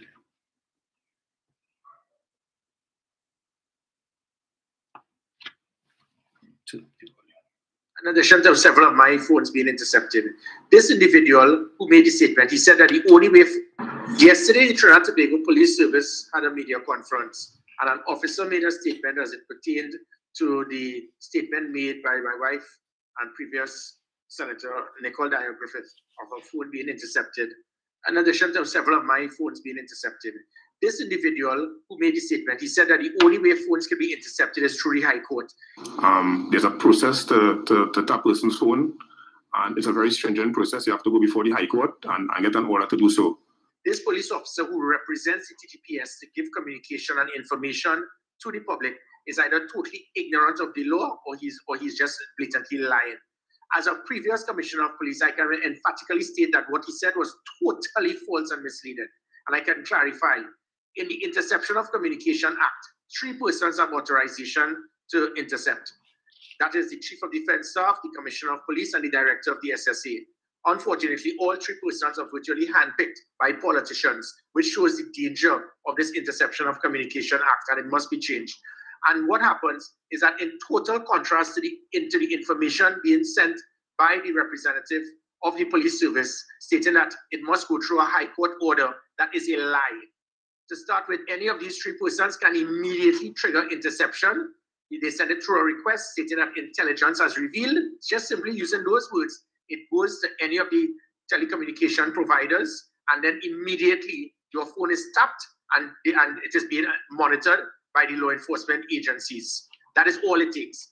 What happens is if after there's enough evidence gathered that you believe there's substantial information that can be used to have someone arrested and to be used in court, it is only then you go to the High Court. You get the High Court order, you get the warrant, you then extract the information from the recording, you save the recording, and then you use it in court to have the person prosecuted. So there's 2 totally different things. There's different laws in that Interception of Communication Act, 6 and 8. The one before, you do not require a High Court order. So the individual who made that comment, it is a lie. It shows his total ignorance in understanding the Interception of Communication Act. So you do not need a High Court order. Secondly, this individual is so low down the pecking order, he does not have a clue of what was intercepted or not. His statement that Nicole Dyer Griffith's phone is not being intercepted is accurate, because after 3 months, if it is that through the initial interception and nothing is found, then you cannot continue to get the High Court order to have the warrant. So this happened around this time last year in a correspondence between McDonald Jacob, the then acting commissioner of police, and the SSA. I saw the document. I gave a sworn affidavit and I stated that I saw the document. It was shown to me through a whistleblower. So I knew it for a fact. This is not hearsay. And that is why the media should not ask any junior police officer who is totally ignorant in understanding the law and how interception works. I asked the media, contact McDonald Jacob, contact Earl Christopher, because we also gave her the information when she claimed ignorance of it. We told her the date when the interception was taking place. We told her about the correspondence between McDonald Jacob and the SSA. And that is why I asked the media, you need to contact McDonald Jacob and Earl Christopher and ask them, are you aware that Nicole Dyer Griffith's phone was being intercepted? And can you state that it was never intercepted? I challenge the media, please contact these 2 individuals and ask them, because I saw the correspondence between McDonald Jacob and the SSA to confirm. And this Trinidad and Tobago, as I said, today it was Nicole Dyer Griffith, tomorrow it could be you, because that document, that interception law is so flawed. Any one of these 3 persons who can be politically handpicked by the Prime Minister, and this is not to cast aspersions on the present individuals who hold those positions, but a Prime Minister can easily handpick any one of these 3 persons and then influence them to intercept the phones of political opponents or anyone who they see that is someone that is not a friend of the government. This is very dangerous. It affects the constitutional rights of citizens. It invades their privacy without any just cause, simply by using the word intelligence. The one important thing to take out of that media conference is that same police officer confirmed and admitted that at no time has Nicole Dyer Griffith been under any type of investigation. Ms. Nicole Dyer Griffith is not under any TTPS investigation at this time? I also have correspondence from the police confirming that at no time was I under any type of investigation. So if that is the case, why was her phone intercepted? And the only reason is because she's related to someone who's a political opponent of the government. This here is what you call not just a creeping dictatorship, it is a galloping dictatorship into a police state. This says a lot about what is going on in this country, and I hope the country takes note come August the 14th. The GOAT, the former Commissioner of Police, Gary Griffith, he said a lot in that, as you always do, his specialty. My question, several questions have come out of that, right? You talk about the Prime Minister and all these three persons, the Commissioner of Police, the head of the Chief of Defence Staff, and the Director of the SSA are all politically handpicked. So who handpicked you? Who handpicked you? How did you become the Commissioner of Police? Were you an exception to the rule? Or was it not at the behest and the good graces of the Prime Minister and members of Cabinet and government MPs who gave you their vote? The UNC did not give you their support. They wanted Deodath Dulal Chan because they felt that he was better than you. Today, all of them singing your praises. You were the best commissioner ever this country sees. But if they had gotten their way, you would never be able to make that boast because Mr. Dulal Chan would have gotten the opportunity. Right? Ganga Singh said they didn't want to vote for the Indian. Right. But anyway, I'm asking him, were you so easily influenced, Mr. Griffith? Or is it again that you are special? You are the only person who could be handpicked by the political directorate and not be unduly influenced, that they can't tell you what to do. So nobody else possesses that capacity and that ability, Mr. Griffith. So it wasn't an issue when you were the commissioner being handpicked. You didn't say, no, the position is handpicked. It is politically tinged. I can't take the work. Sorry, because I don't want nobody to try and influence me, so I'm not taking it. You were happy to take the work. In fact, the system, the process by which the commissioner is selected has not changed, but yet still you seem to be very interested in the job. And now that you have shown your political colors, your political allegiance, can we expect that if in 2025 the UNC, NTA, and whoever else will get to join the circus should win office, do you intend to step down as political leader of the NTA and once again throw your hat in the ring for the position of Commissioner of Police? Because all of them, they all have confidence in you now and your ability. Are you going to do that now that everybody knows where your political allegiance lies? And what does that say about the police service? Right? Persons in the police service who are supporters of the PNM, how are they to feel in relating to a commissioner who they know is partial to the UNC? Even though you were there before, but you resigned from the UNC and all that's at Abacanal. I just ask him. Now, what is of concern to me? Mr. Griffith said that he caught sight of this correspondence between the Commissioner of Police and the Director of the SSA. Now, as far as I am concerned, that is a confidential document. How did he see this document? I would love to know. How did he see this document? What authority does Mr. Griffith have to have access to such documents? He is now Citizen Gary. He is no longer Commissioner Gary. So the person who showed you this correspondence, I want to tell Mr. Griffith, and he refers to the individual as a whistleblower. There is a very fine line between whistleblowing and tipping off. And if it is, in fact, you and Mrs. Griffith were the subject of a police investigation, and this individual came to you and said, look, they're investigating your boy, and they investigated Nicole too, look the evidence here. What does that constitute? As the former Commissioner of Police, you must know. Is that a crime, Mr. Griffith, of tipping off? And further to that you all wrote to the police commissioner making inquiries as to whether or not Nicole Dyer Griffith's phone is being tapped.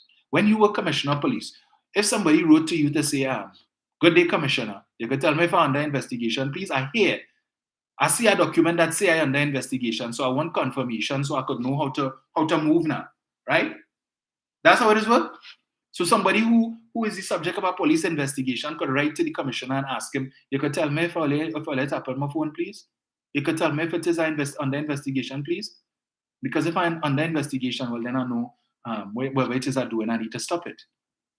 I need to cover my tracks. I need to take out a few people who could testify against me. I just need to know, am I under investigation or not? Please. I just ask him kindly, nicely, yeah. Just for general information. Is that how it works? As a former commissioner, he's supposed to know. What would he have done if he had gotten a letter from somebody asking him, are you all tapping my phone? And he expected, and this person is expected what?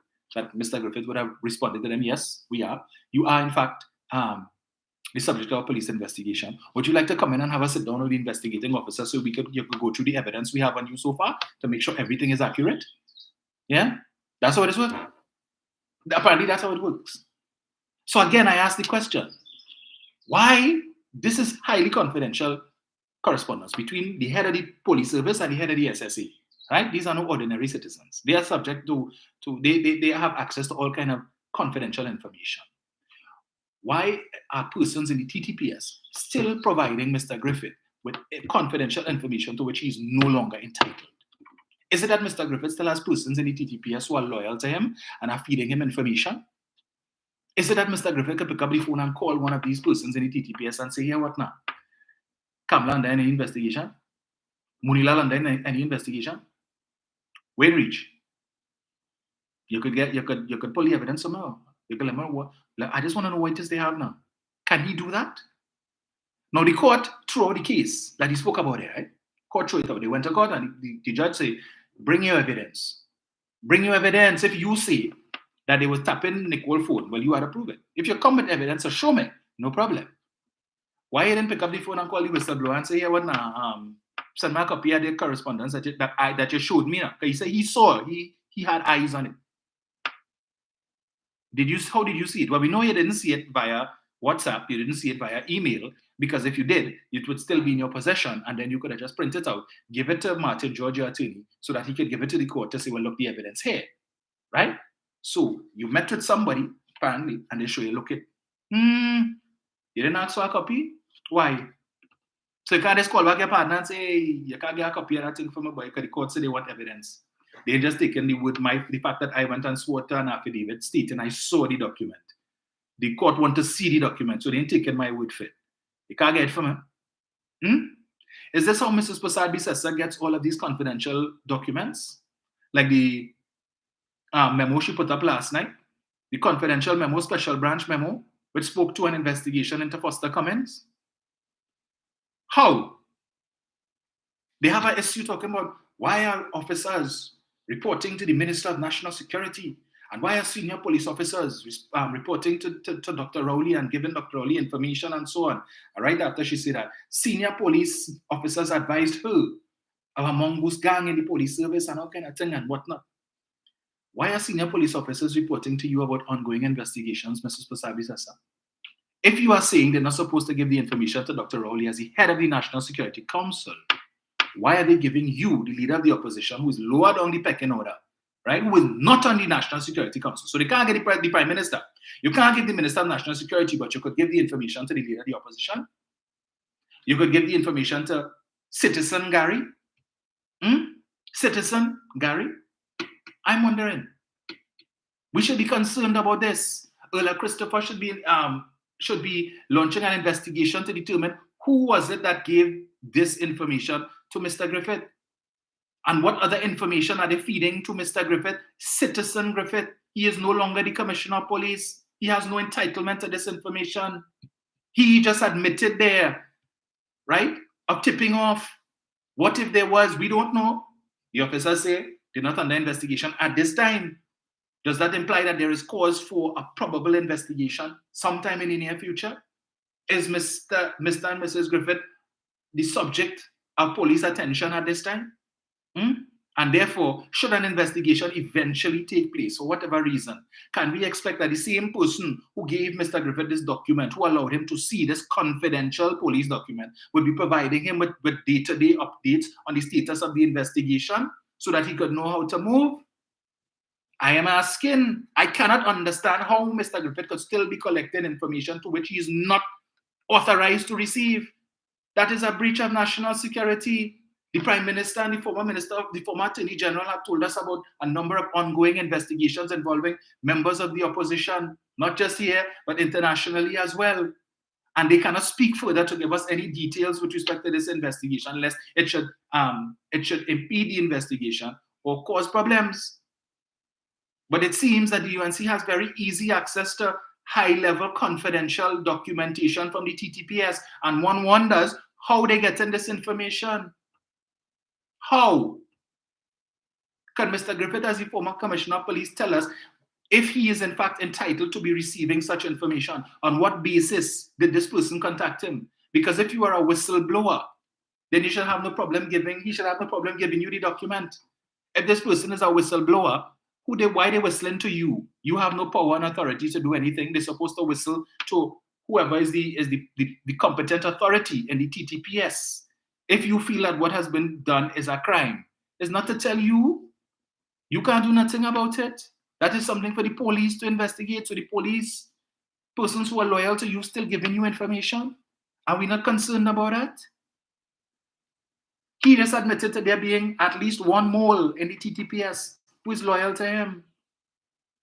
And it begs the question, what other information are they giving you? Is this why Munilal and they sitting pretty uncomfortable and they ain't worried? Because they know the status of all investigations that are taking place? It's like Donald Trump when he left office with a whole set of files. Come on. Trinidad is a real place. In any other jurisdiction, he would have get hauled in already to be questioned. Now he can say he ain't say it, he's not going to say who the person is. But why? If the person is a whistleblower, then they can't get in no trouble. So disclose your source.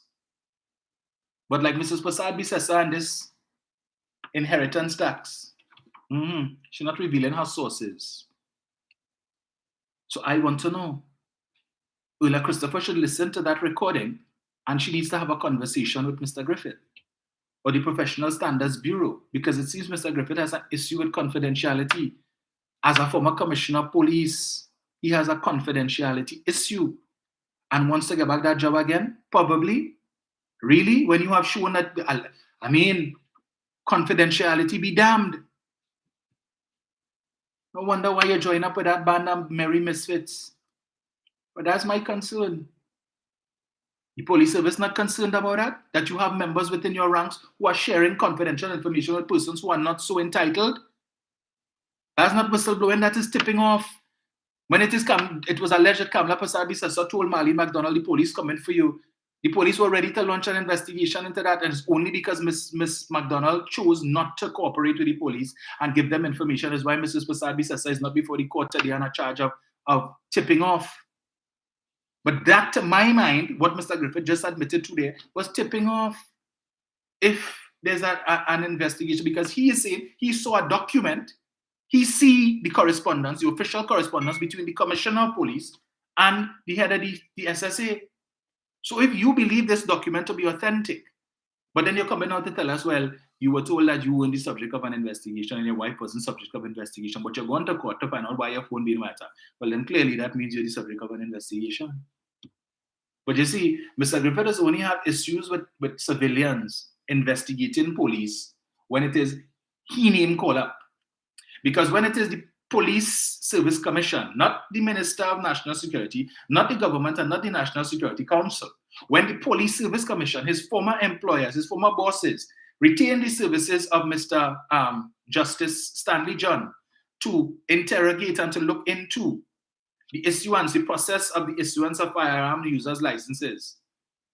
Mr. Griffith, who I think at the time was still commissioner, he wrote to Stanley John inquiring as to whether or not he was to be the subject of this probe. And Stanley John would have replied to him, indicating to him, no, the remit of my mandate does not include you. And he was okay with that. So proceed. He didn't complain then that is a civilian going to do this probe. He didn't have a problem with that. He wasn't complaining then that money being spent to hire a civilian to go and do a probe and then to write a report and put in the report what you tell him. He had no issues with that. You know why? Because I was given the assurance that I would not be the subject of any probe and my name ain't going to get called up in no report. So I don't have a problem. You go ahead, sir, and you do your probe. Do your investigation.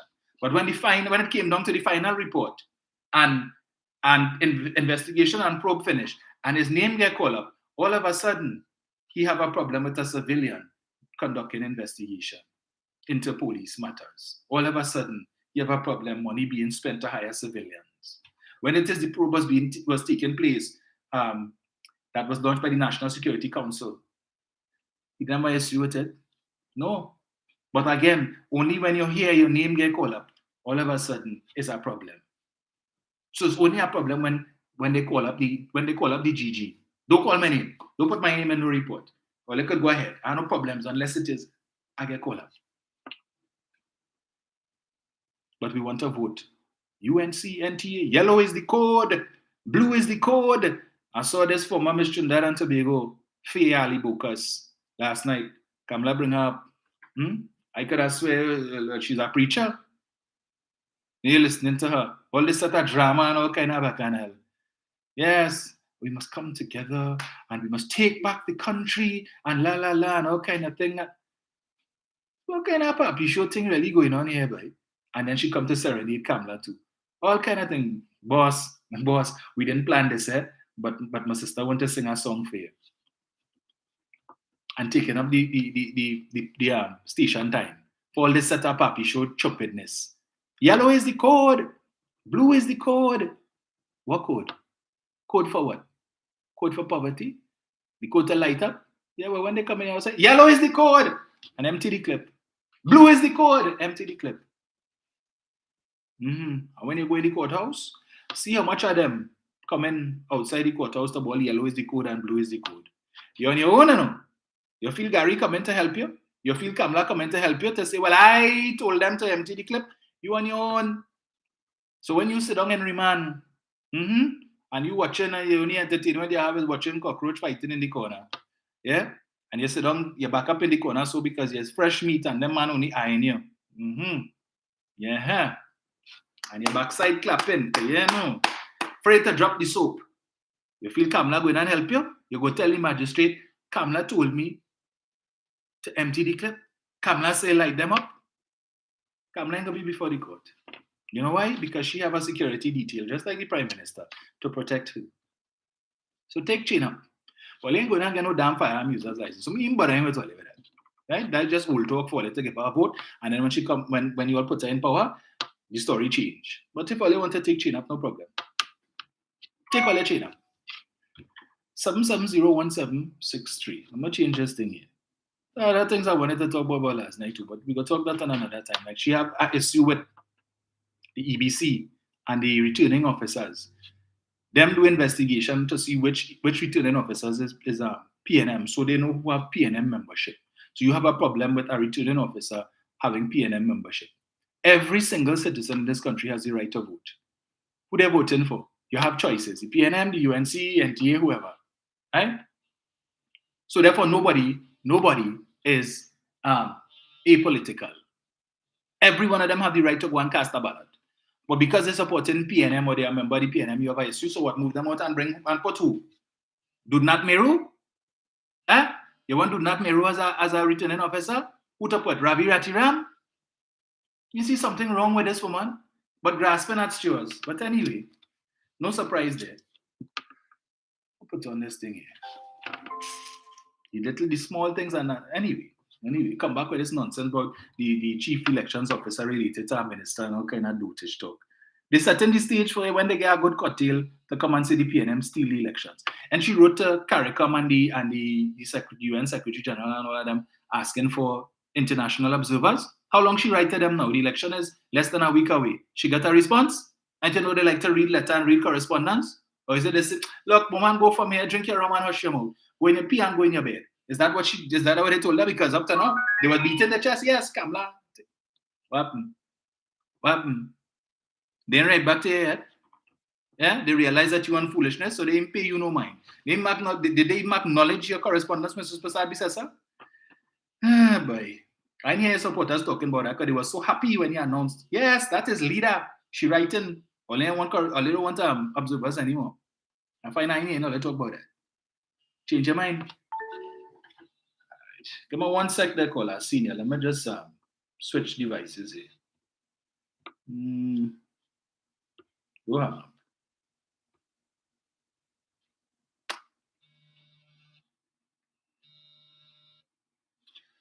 So,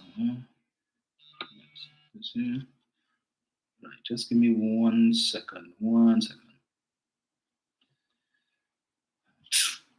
So bear with me. All right.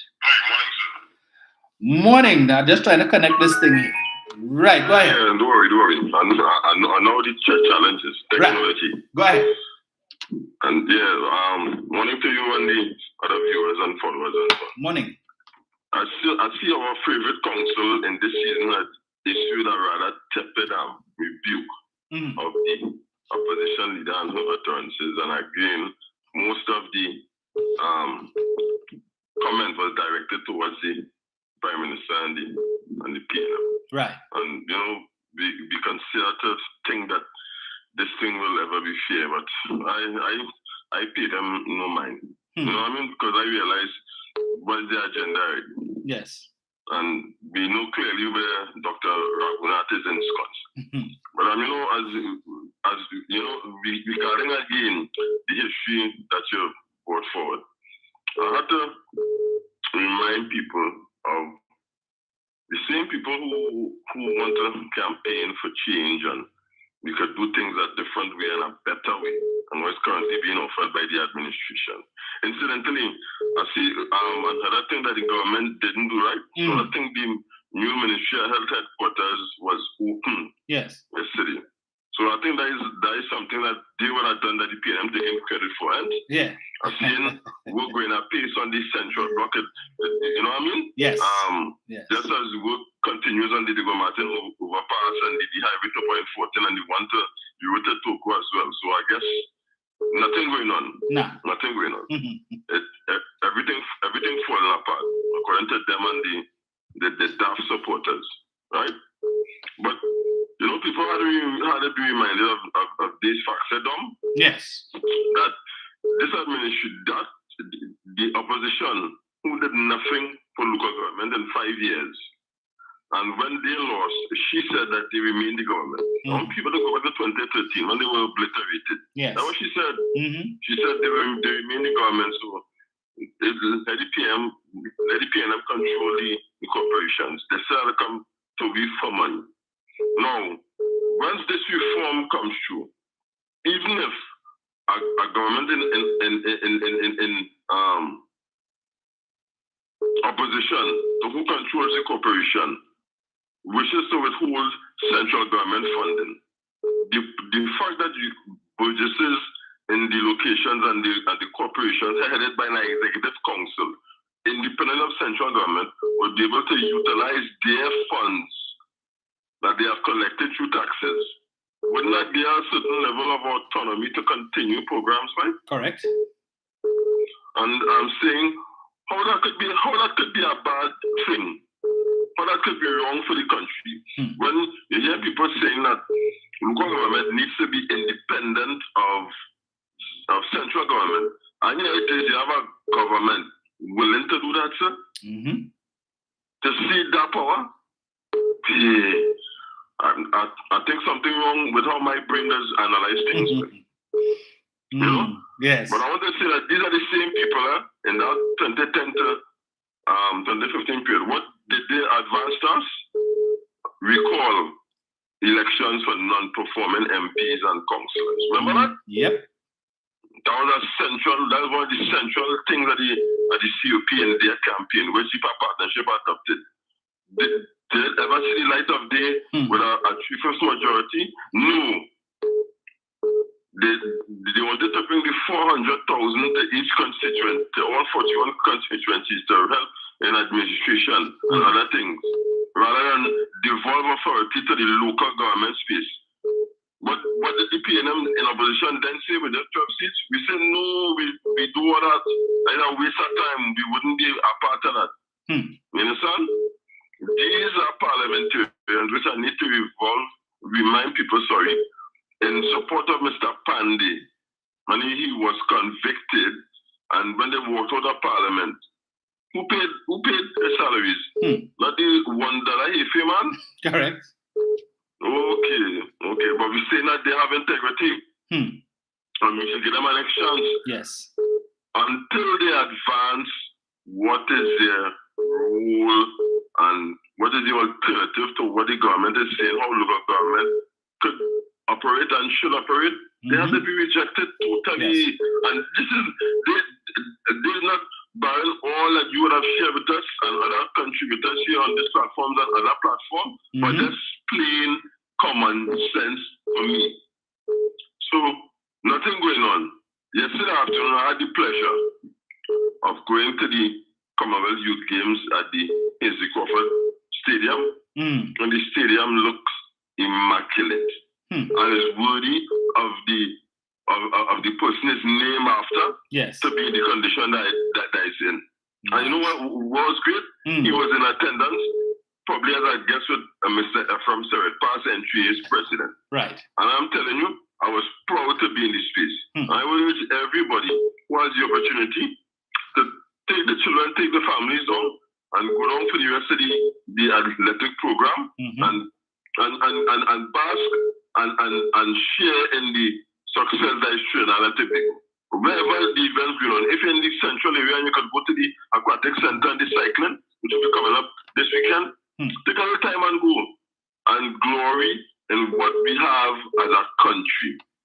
And I look at the faces of the participants from all over the Commonwealth and the work of the volunteers and so on. And when interacting with them, everybody is quite happy to be here. But things falling apart at them. Yeah. So Trinidad and Tobago, take a bow, citizens. For those of us who say, what will tax dollars doing? Go down and see for yourself. And you will see that your tax dollars are being put to good use and within budget.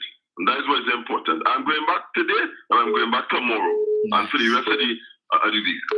Take care, Dom. Thank you, sir. I wanted to leave on that positive note of I am seeing what my government is doing for me. Take care, brother. Thank you. Jenny.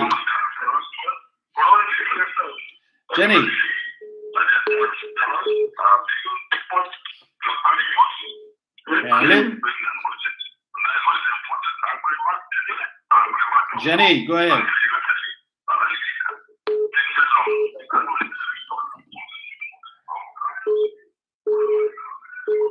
Hello. Hello. Yeah, Jen, go ahead. Good morning, Dominic. Morning. Hello, morning. All the callers are just your Dominic, I'm saying about something. Come, let's start this up. Is a lawyer, despite the fact that children bring herself children. That has been a lawyer. If you're going to speak about home invasion, you should look at the laws that we have in this country. We have any other one to treat great home invasion. Right. There is a law called Trespass Act. And it was amended in 2019. Right. And that gives you the right to defend yourself against any illegal intrusion on your property or in your home. In that law, it also has the fact that if you can, there's a retreat, that if you can retreat, if it is safe to retreat, if there's a place you can go, you can avoid the confrontation, those are rights also in that. Right. And if you can't, and you feel that you're so threatened, you get self-defense. You can, whatever happens to the intruder, will be seen as justifiable homicide or justifiable assault or whatever it is, but you have that protection under the Trespass Act. When you look at the stand your ground laws, and I think Pamela is playing on people's faith, and that is what makes it so dangerous. Yes. The stand your ground laws are separate from the doctrine, cancel doctrine. When American cancel doctrine, that you also have a right to retreat if there is safety or if you can de-escalate the situation that is designed to like it in your home. Right. The stand your ground is a separate law. It's not only for inside your home, it's for anywhere in the public. If you feel threatened, you make that assessment, you feel threatened, you don't have to retreat. You don't have to de-escalate. You could shoot and kill and just simply say yourself threatened. That is the danger of standing your ground. Because your assessment of threat, especially you could be wrong. Right. You could see somebody who you and them don't get along, and you decide to set up for them today, and you know what? Create a scene, and then end up staying after your self-threatening. Or it could be to read the situation, somebody is going in their bag because they're walking behind you. Because you're not anywhere, they're walking behind you, you look wrong, you see them walking. Every time you look wrong, you see them walking. Then you see them dip in their bag and you say, hey, that person going to love me, and you could take out, they're going to shoot them and say, you're self-threatening. Those are the real dangers of standing. Laws that people are not understanding. All the here in Canada say, light it up. You love the market and it sounds romantic.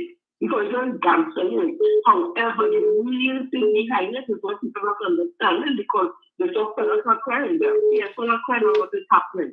But we already have laws. Why as camera and they're not telling people about the trespass act law? If it needs to be amended further, let us amend it further. But do not operate in people's mind and making people think there's no law in place to treat with home invasion and that a homeowner do not have a right to defend themselves if intruders break in. That's how come and claim it to people are buying it up. So yes, you go when we go get guns, make it easy. They don't understand the implication of that. Continue to say the states that have these guns and ground laws, it is proven now land corporation is an independent entity that does research. One of the companies in America doing research on gun crime have done research on the ground, and other agencies have started doing research, and it has shown since the ground has come into those specific states, so much gun homicide has increased. And it has not decreased crime. It has not made crime less. In fact, crime has gone up and shootings have gone up and very mass shootings and all that. So I want people to understand while we may be careful, while we may know there is a crime situation and we want to protect ourselves and our homes, there are laws already in place in the books of Trinidad and Tobago that gives you the right to defend yourself. Also, with rules and of course, not see clip on somebody, the overkill. That is what we're talking about. Inside your ground laws and not just inside your home. I want people to know that. That is how outside the road in our parking, not in the grocery. Anywhere you could stand the ground. And that is not what we need in this country, a small society like ours, that already plagued with crime. People can check with that lot of goes to communities, crime stoppers. They have a lot of techniques that you as an individual can use personally also, along with the laws of Trinidad and Tobago, to help defend yourself, make you more aware of trust and make you more prepared to treat your things. They could do all those things because that crime stoppers goes to greater communities and give advice on the way the community is stronger. They go to other communities. Why we not approach these things first before you come into some kind of radical law and go like a stronger? The only thing you have the advantage in America with that law is people have to consent. So let's have to have a motion. Thank you, Jen. Hello. Hello. Hello. Hello. Good morning. Good morning, Dominic. Morning. Good morning. Hi. Yeah, Dominic. I want to know what Dixon has to say about his officers and them who leaking out information to the people, like Kamara and Gary and me. Yes. And Dominic, I'm not telling you how to run your program. Yes. But of course, you have to start to stick up on some of them people who come out to talk. Like they're reading a book. Other people want to get in and they can't even get in. And your time is so limited. Yes. You have a blessed day and reach home safe. Thank you.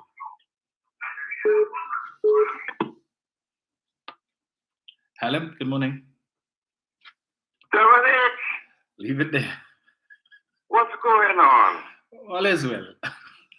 What Bakadale coming with this morning? I have planned to talk to you what Benoit said, you know.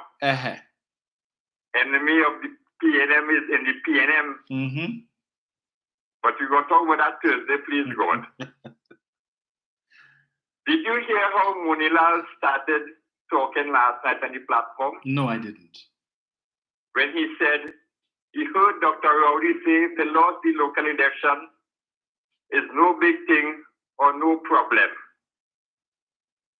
Dominic? Yes, sir. The PNM lost an election in Tobago. Dr. Rowley called a meeting at Pigot Corner in Belmont. I thought Dr. Rowley going and tell the people we're going to give Watson Duke and them a run for the money. Dominic, Dr. Rowley told the people if we have to go back to the poll and we lost the election, no big thing or no problem. Dominic, same thing you say again, Dominic.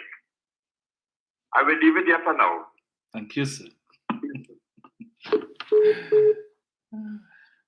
Dr. Oli has also made the point the PNM is not afraid to lose any election. As Dr. Williams said many years ago, the alternative to the PNM is chaos and confusion. And every time the PNM has lost office and the alternative comes in, we see the reality in that. So it's in 86. Why was the NAR voted out in 1991? We saw it in 1995.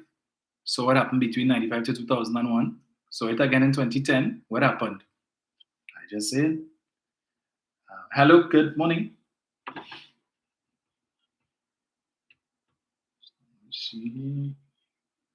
Hello.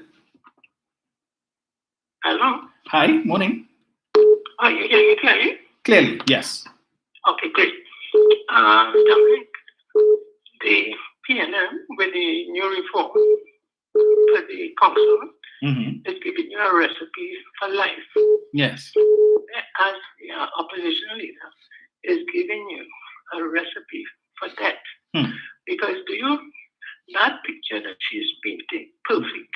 Yes. You look outside a man by your gate and you shoot him. Yes. How many times have you heard people say, I was sound asleep and all of a sudden I got up, the man was in my room. Right? Yes. If this man thinks you have a gun, you think he's going to wait now for you to let out all your bullets. I'm not talking about him. Yes. Or is he then going to shoot? Whereas before he might have given you 2 slaps, take what you want and go you swing. So she is now putting people's life in danger. Yes. Right? So let people think that picture that camera painted there. I can talk from personal experience, Dominic, because my mother was murdered. Up to now, the perpetrator was never found. Right? But I am not for no stand your ground. Because even if she had a gun, at her age, she couldn't do nothing with it. Right. My father had an estate, so we grew up with gun in our house. And when he died, my mother surrendered it.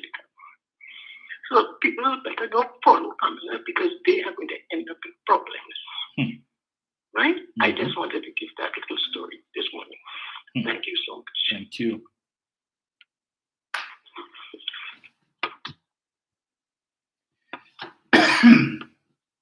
She continues to double and triple and quadruple down. She okay. They're criticizing me. But last night she was criticizing the Ethics Council though. When Dr. Rowley said that a council without ethics, they jump on his case. Let's see what will be said today. Morning to Ralph Mirage. Hello? Dominic, Yes, sir. you're not doing like the call twice, but I just you know. Yeah. Okay. I'll have to ask you a question, Dominic. Why Dr. Rowley did not go to Penny meeting in Arima? I can't say. Dominic, why Dr. Rowley did not go to Penny meeting in Arima? He didn't go to the meeting in Shogun's either. Dominic. He didn't go to the meeting in Shogun's. I call your name. He didn't go to the meeting in Shogun's either. Why he didn't go to Shogun's? No. No what? He said Miss Reggie to sit down in front of and smile. Well, right. So you can't make it seem as if it is he was fighting Penny because that was a meetings he didn't go to. Dominic, the people want to see Dr. Rowley. Dominic, well, he inquired. But they could see him. They could have go to La Jolla over the weekend and they could have seen him. He was there. I'm watching to see what's going to happen to that local election in America, Dominic. You watch it. I will leave it here. All right.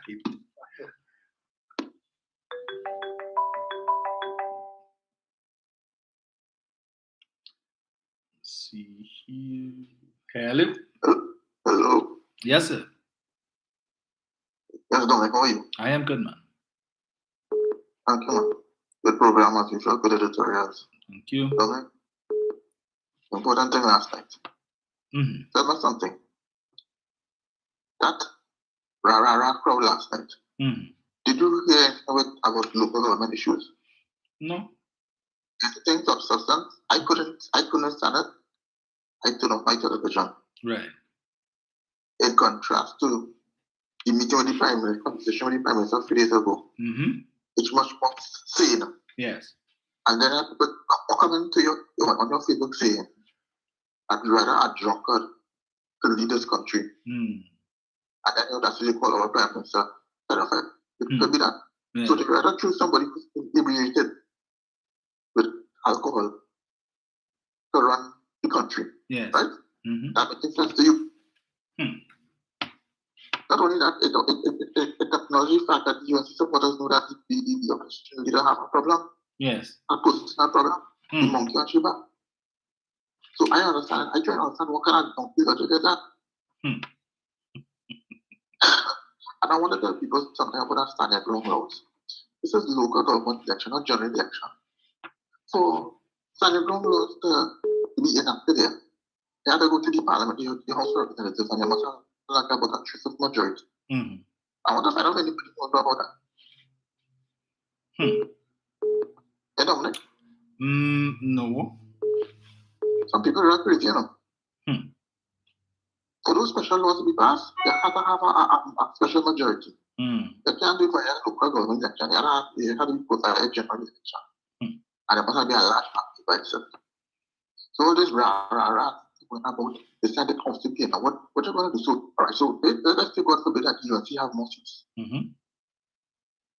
Would I make them automatically be in government? That ain't making sense. Dr. Oli was still be the Prime Minister. She seemed to forget that 2013 when the PNM won seat in 2013. She still, when she was singing, she still said, I'm still your Prime Minister. Dr. Oli not Mr. Bannon, she's not going to follow some election anytime soon. I don't know what's wrong with these people, and them I know. Local election. And then all of a sudden, apparently, all the local election is started and only now people of the election. That is actually from Donald Trump playbook in 2020 general election. Yes. When Republicans lost. And that's how she know that they're going to lose the local election. I'm talking about that now. Makes sense? I will listen up to you. Yes. Thank you. Thank you. Have a good day. You too. Never a dull moment. Hello, good morning. Dominic. Morning, sir. Hello? Yes, go ahead. Yeah, Dominic, good morning. I remember Dr. Oli had said early in the game, before this whole campaign started, he would not be able to be in each and every meeting that would have. Because he says it's a long campaign that's been. So he had made that clear. Also, Dominic, you know, as a firearm user's license holder, and you get up and see somebody's in your house, the person turn around and start playing. You draw for your license firearm, you get behind them, and you shoot them in the back. You have to answer questions. One police will ask you, okay, why you shoot them in the back? Because you say, but he was running. He was running away, but he was in my house room. You're still wrong. After empty, usually those 9mm semi-automatic guns that come like with about 12 rounds in the cartridge. You can roll around 12 to 16 rounds, but 16 is way plenty, but 12. Let me say you empty 12 on him as Kamala Prasad said. You know you will be charged for murder. That could be murder in the first degree. And for somebody to do something like that, empty the clip and thing and all this other thing that cannot dramatize and say anything. You have to be a heartless, cold-blooded killer, you know. Yes. And sometimes, you know, you think that the Kamala Prasad is a senior counsel. If she have any heart at all, you know, the things she say, you know, things like, if we fail, there would be blood in the street. And you see what has happened since after she failed. And you wanted, you know, but sometimes, you know, you try not to try and, you know, score little points and to say things about Kamala Prasad, that's what she says and things. But she continuously go down the line of that kind of rhetoric. And sometimes you want to understand what it is this lady is thinking in her mind. And then again, you also have to ask yourself that she is running for high office. And to be prime minister again, and you have to ask yourself, do we need a prime minister like that in our country? A prime minister who will tell citizens that we will give you firearms and make it easier for firearms, and when the home thing come into your place, empty the clip, empty it on them, and the matic and this. It's frightening, you know. It's frightening because I'm telling you, if you once you get the first slug, the shell, that's slowing you down. If you ain't drop, it's slowing you down. If you have to receive a second one, trust me, I did it, you know.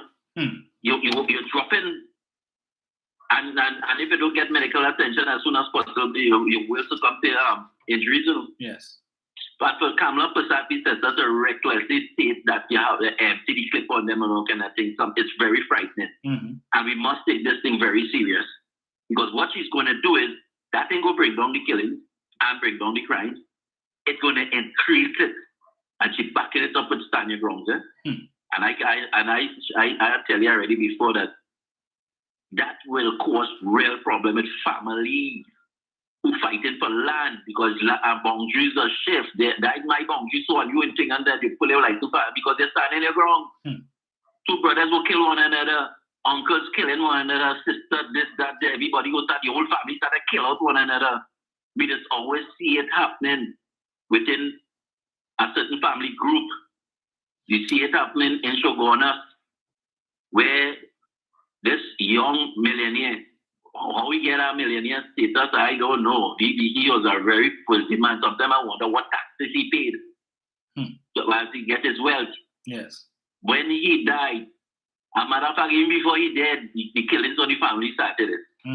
He and the in-laws and brother and sister and this one and that side and the wife family and all, they start killing one another.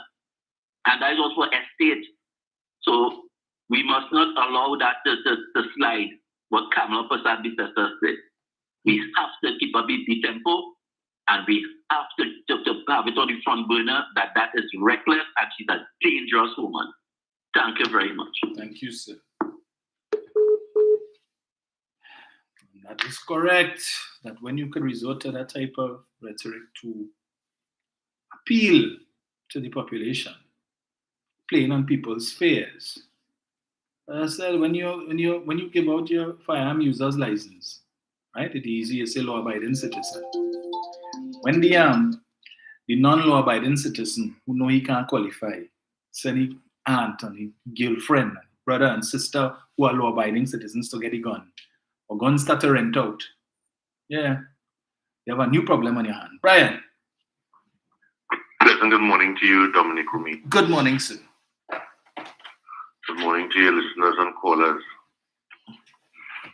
Dominic, I'm not going to regurgitate some of the issues that were said repeatedly with respect to the laws of castle doctrine and so on. But Dominic, I am of the firm view that we elect people to go into a sacred place to make laws for the betterment and the safeguarding of people. I've often heard on I-95.5 in the morning that Tony Lee always says the first responsibility of a government is to safeguard its people. Yes. I've heard that on many occasions, many times on that station.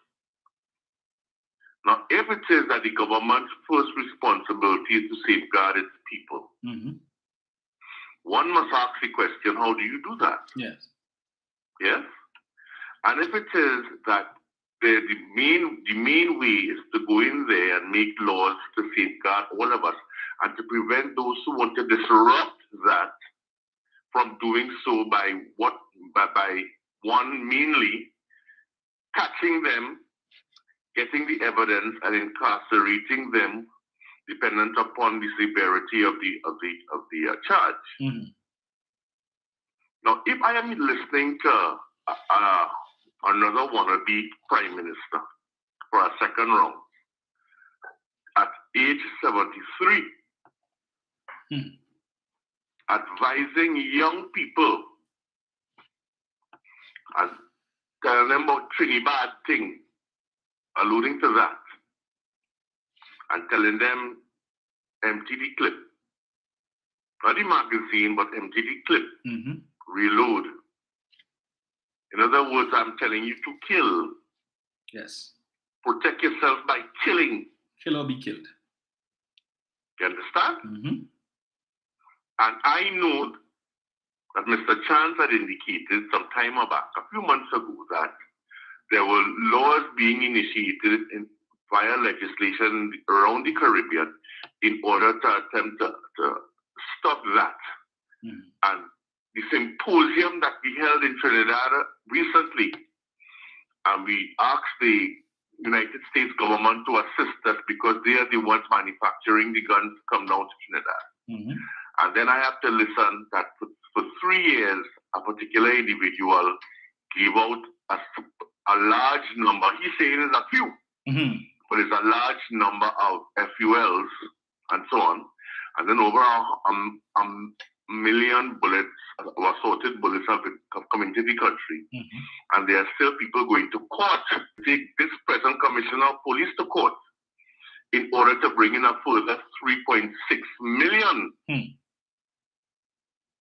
But then I know something is wrong, especially in a time where you are on the hustings, not even speaking about what is relevant for the people of the country to understand about local government. Well, then I know we have a problem. Not with the upcoming election, but with the people who are on the other side of the government. And therein lies our problem. And there's one way to deal with it, Dominic. Yes. One way, only one way. There's only one chance we have. And that chance is coming on Monday. There's no other chance. All of the hype and all of the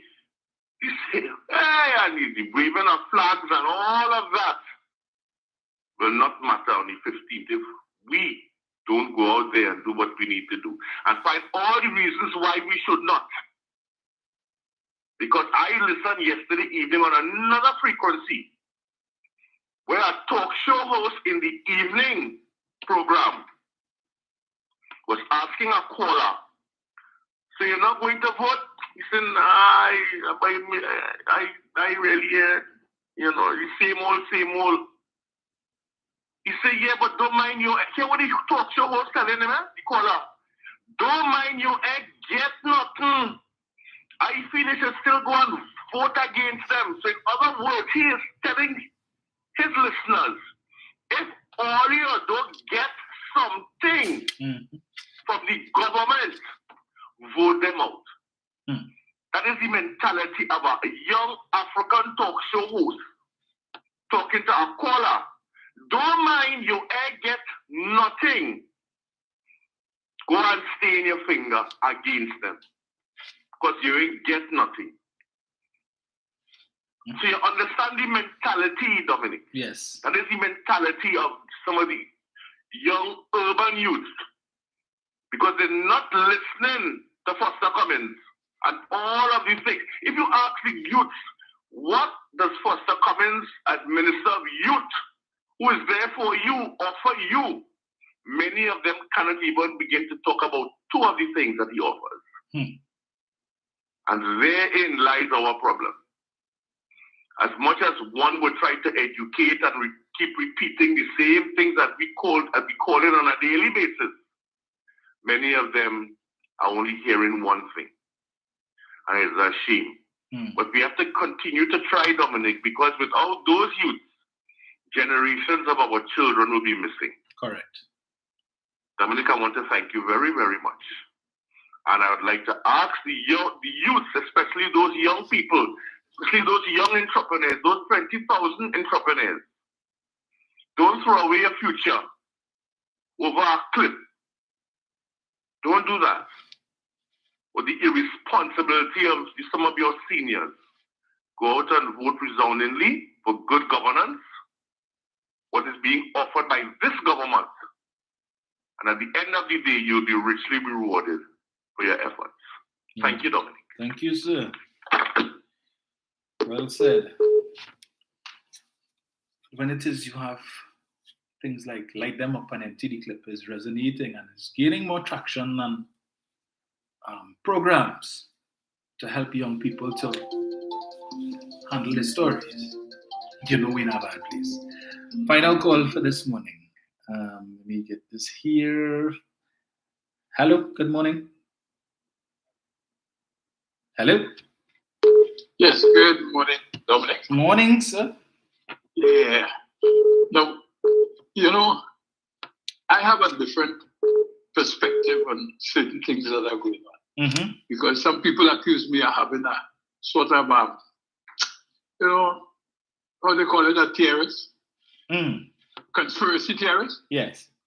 For instance, now, if you look at the track record of the opposition party, for instance, you had from way back in 1980-81, the UNR, yes, when there was a gentleman who shot up his car and then reported that they were attacked, yes, and they were shot at, alluding to the opposition to their then party. Then you had the Dansuk situation when he accused ministers of bribing. So I am looking at certain things. I am eagerly awaiting the local government election because I would like to see how the home invasions are going to go after the election. You understand? Yes. Because I have certain suspicions. Now, I always, maybe it's me, maybe because I'm not as brilliant an individual, because I'm also looking at the home invasions happening in specific areas with specific victims that is supposed to portray and send out a particular message. You understand? I'm looking at that. So I'm eagerly waiting to see if it will continue after the local government election. That's one. Right. And two, you mentioned earlier this morning, because I'm not too particular with local media based on their recent history. You mentioned that the perpetrator, the person who shot the intruder, speaking about threats to their lives. Yes. Now tell me something. If you're going to attack someone in a case like that, would you send the message to them? No. Would you tell them, listen, I am going to do so and so, so you could prepare for my coming? Does that make sense to you? It doesn't. Well, okay. Now I'll tell you again my perspective. That is seeking public sympathy. Because what you are trying to say is, look, you see, they're threatening me. So you're sort of attempting to justify the fact that you killed someone. You follow me? Yes, yes. And I ain't buying that. Because I don't think, the bandits and them, those fellas and them had guns. They may not be highly educated academically, but I think they're so stupid. You understand? Yes. So that's my input, Mr. Rubin. I thank you very much for the opportunity. Most welcome. Thanks.